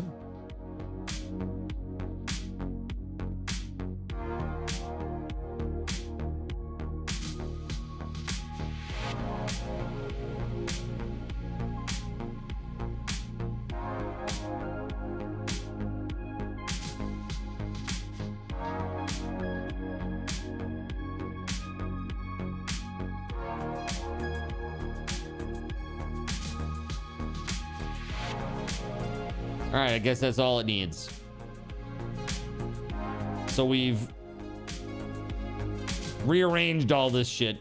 Let's see if this works. This is a lot. Oh, that was a lot of code. That was a lot of code to see if this is gonna work. It's probably not gonna work, but we'll see.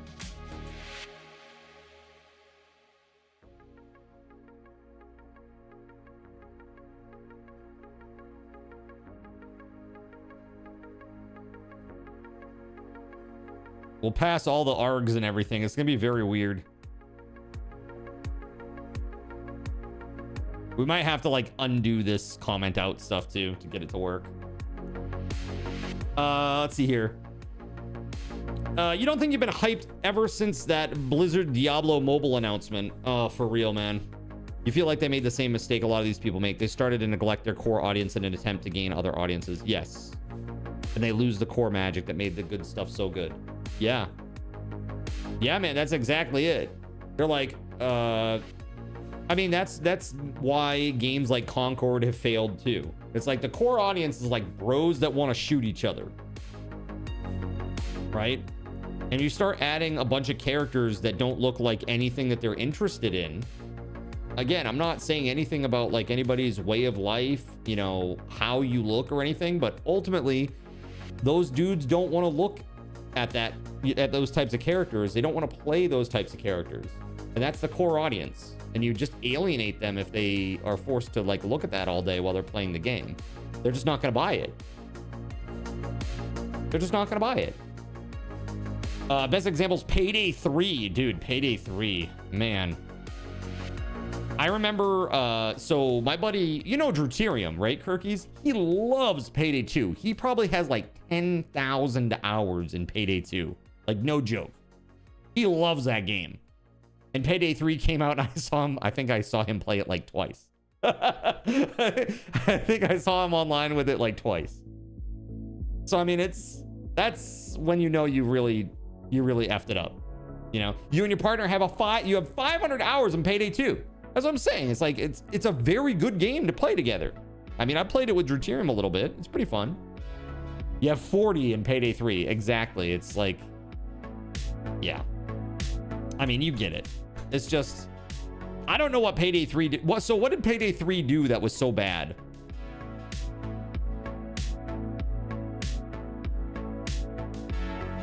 By the way, let's take a look at this, shall we? Boom. All right, chat. So if this works well, we should get a minecart somewhere near us. Hopefully. All right, let's try this. There it is. Wait, that's the scale of the minecart? That really seems kind of small, don't you think? It's a little rinky-dink minecart. And I can't interact with it either, interestingly enough. There might be like another component that I have to add, like writable or something.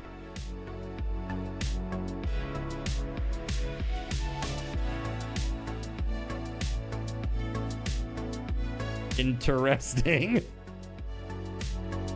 So, hold on. Do I need a pickaxe? Let's see if I can break it.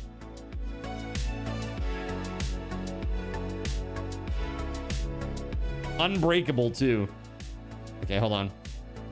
I might have to yeah, we'll have to go into builder tools and do this bit here. Where is it? Entity tool, bring that down here.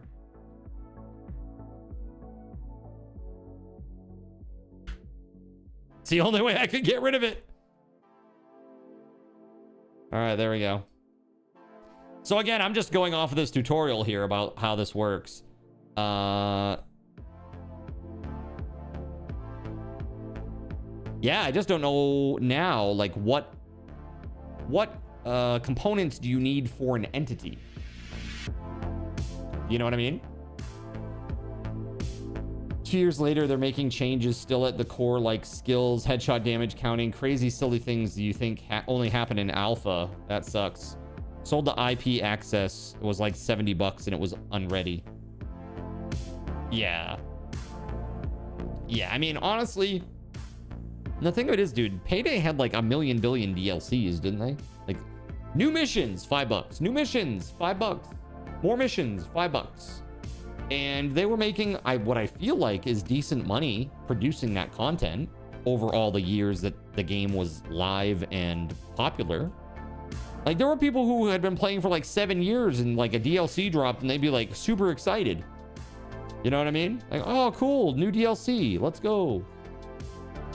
Have to be online servers unsustainable?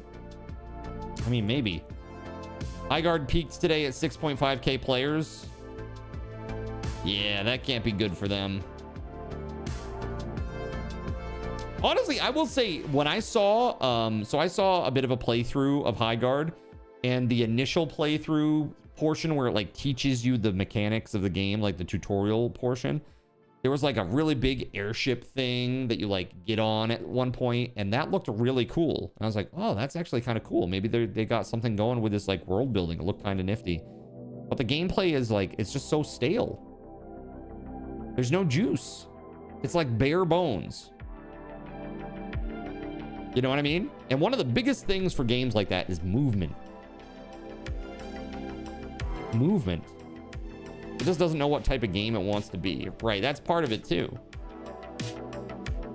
And I think, honestly, I think a lot of the gaming companies need to sit back and they need to ask themselves, what is the purpose of our company? Is it to push a political message, or is it to make money? Because usually, no matter what your political messaging is, you can't do both.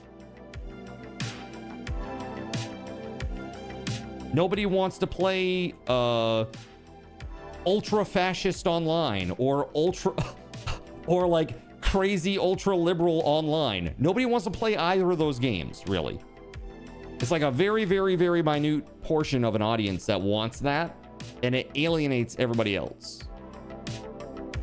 So focus on what makes a game good. Mechanics, depth, graphics, sound design, and the most important part, to me at least, how fun is it?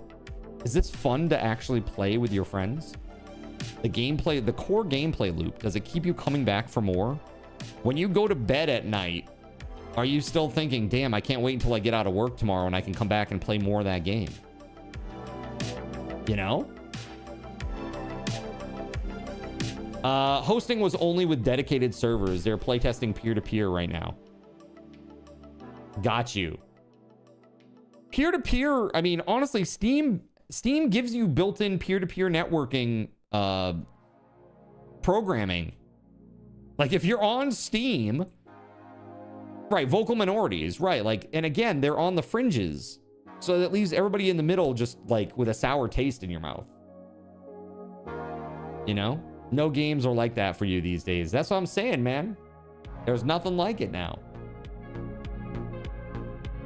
You know? Even like the game that shall not be mentioned. I loved the gameplay loop of that game. And then they ruined it. They literally ruined it with the learn by looting thing. You know? So we'll just make our own. That. Okay? I just got to get my programming skills up, chat. Okay? Them's the breaks. But yeah, this that actually did spawn in a little minecart. So now we can cancel out of this. And again, I don't know what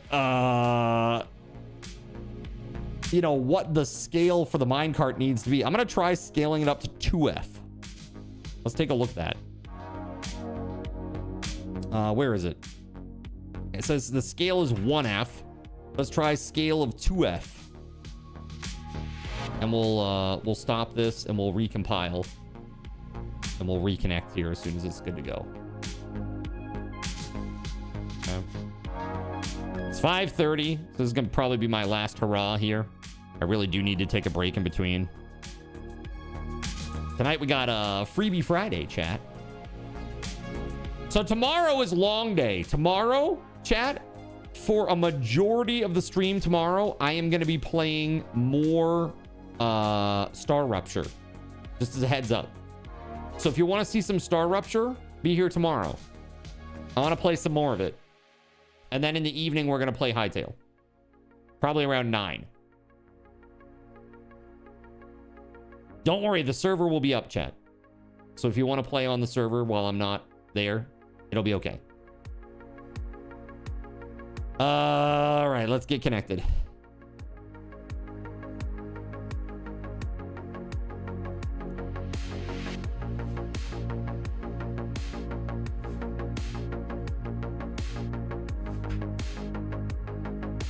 Now that looks more like a standard minecart, does it not? Hold on.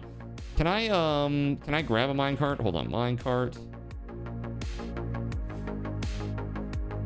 There we go. Rail cart. Oh, the ID is rail_cart. Maybe minecart is different from rail cart.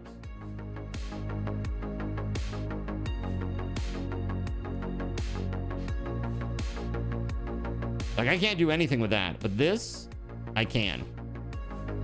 Interesting. Let's try that real quick. Yeah, you can't break that. It's crazy.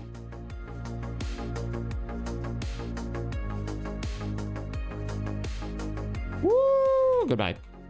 All right. Let's do this. So let's change this. It says get asset minecart. How about get asset rail_? Shit. I can't remember how they spelled it. Oh, damn it. Okay, hold on. Hold on. I gotta go back in. Hold on. I think it was rail_cart with a K, I think.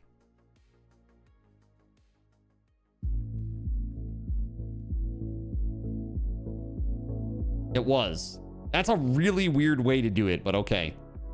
Rail_cart with a K. Who made this game? Me?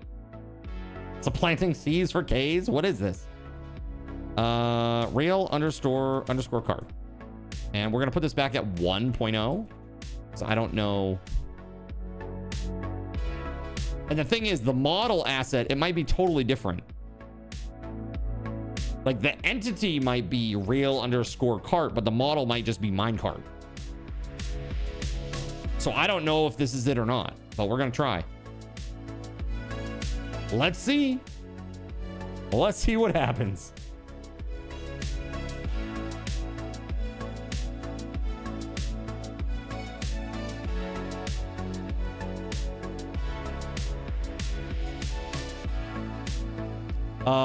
In the peakier WoW days. Oh, but we want to play with you, Zin. I know you do. We will in the evening. In the peak of your WoW days, it was definitely like, OMG, I can't wait to get off work, right? Project Zomboid had you sinking mad hours too, 170 hours. Oh wait, Conan, when you first started playing Conan. Couldn't wait to play that after work. Got it.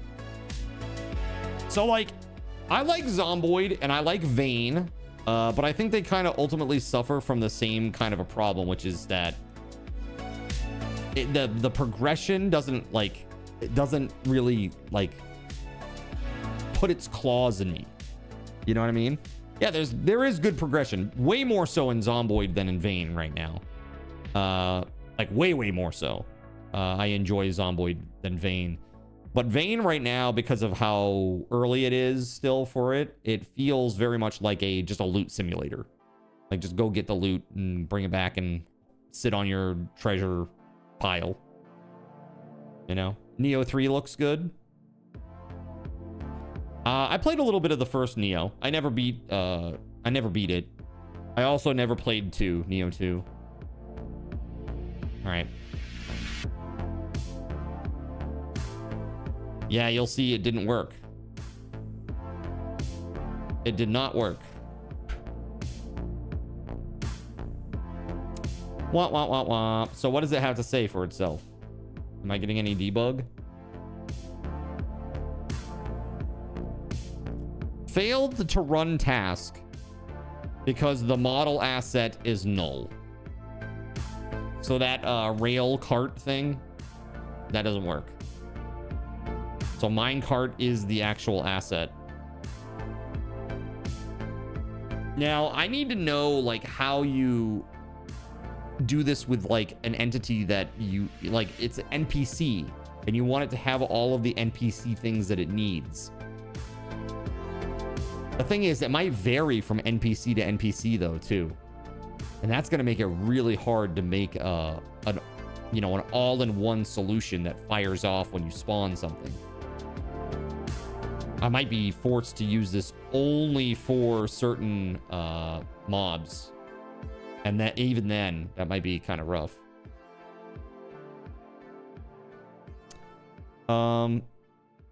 So I'm gonna ask.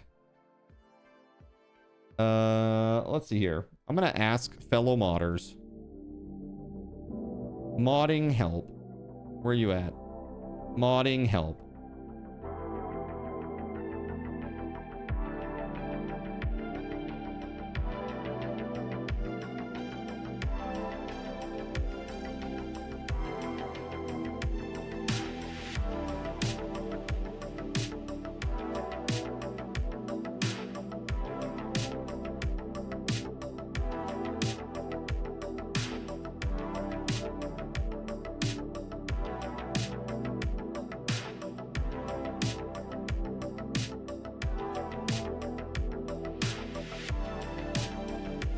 How to add interactions to an entity.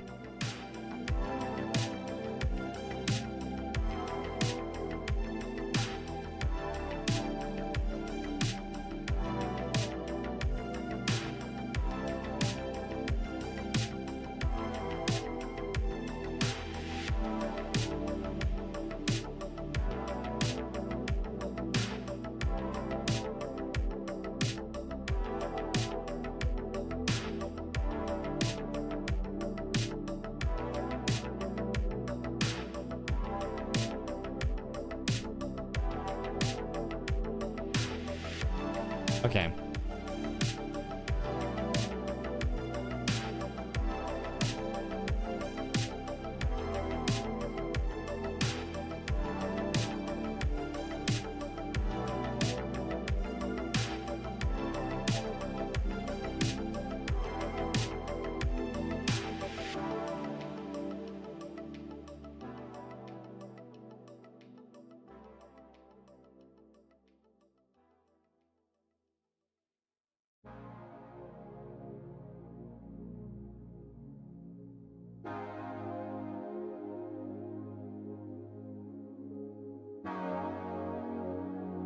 It's crazy, man. There's so much stuff. It's nuts.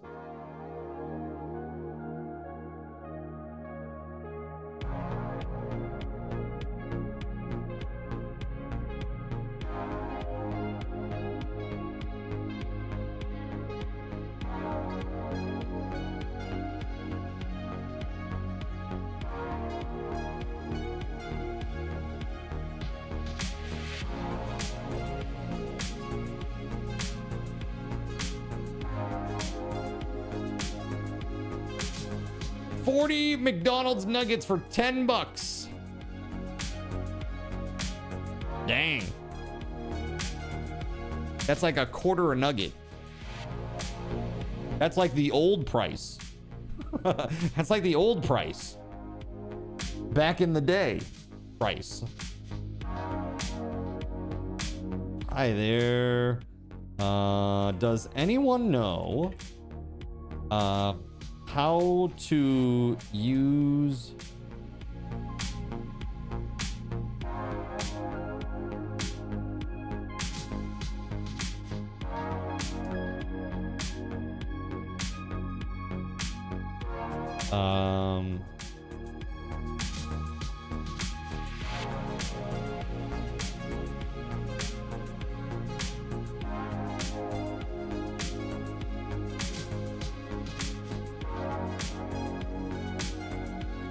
programmatically?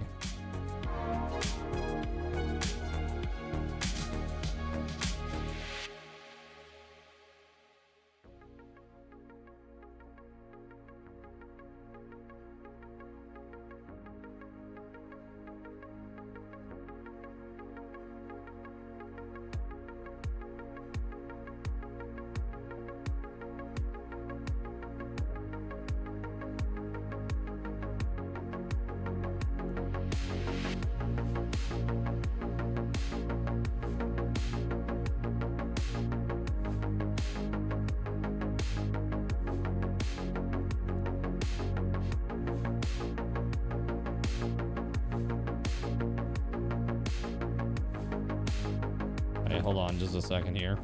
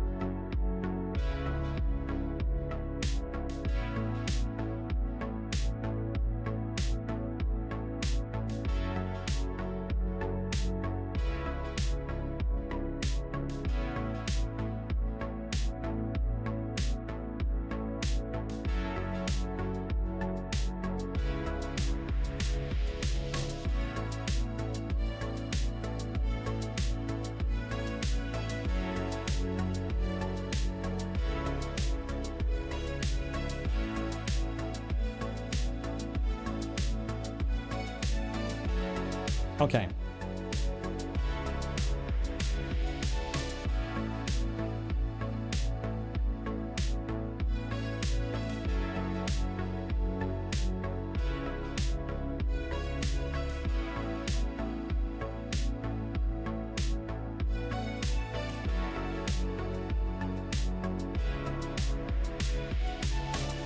All right, so I'm asking a question here. Basically, I can spawn an NPC using this method that I'm using, but I want to customize parameters like HP, model scale, etc. Can this be done using the method that I'm currently using, or would I need to spawn them using this other spawn entity method that we've just done, and then adding the components through the ECS to achieve that level of customization?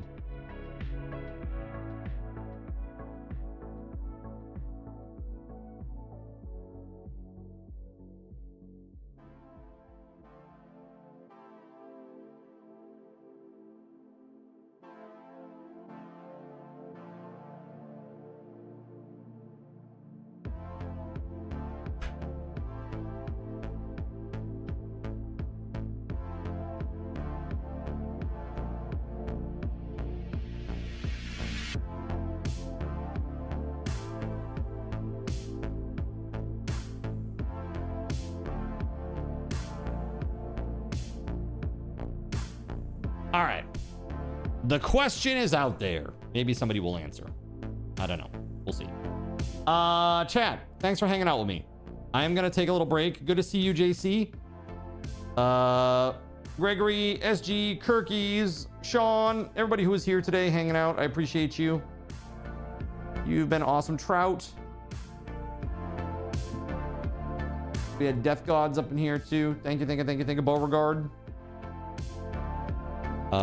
Yeah, it's time for break. So I will, I'm offline now, and I will see you back at 6 p.m. for some more fun. Sit tight, friends, and I'll see you back in a bit. Peace. Thanks for hanging out.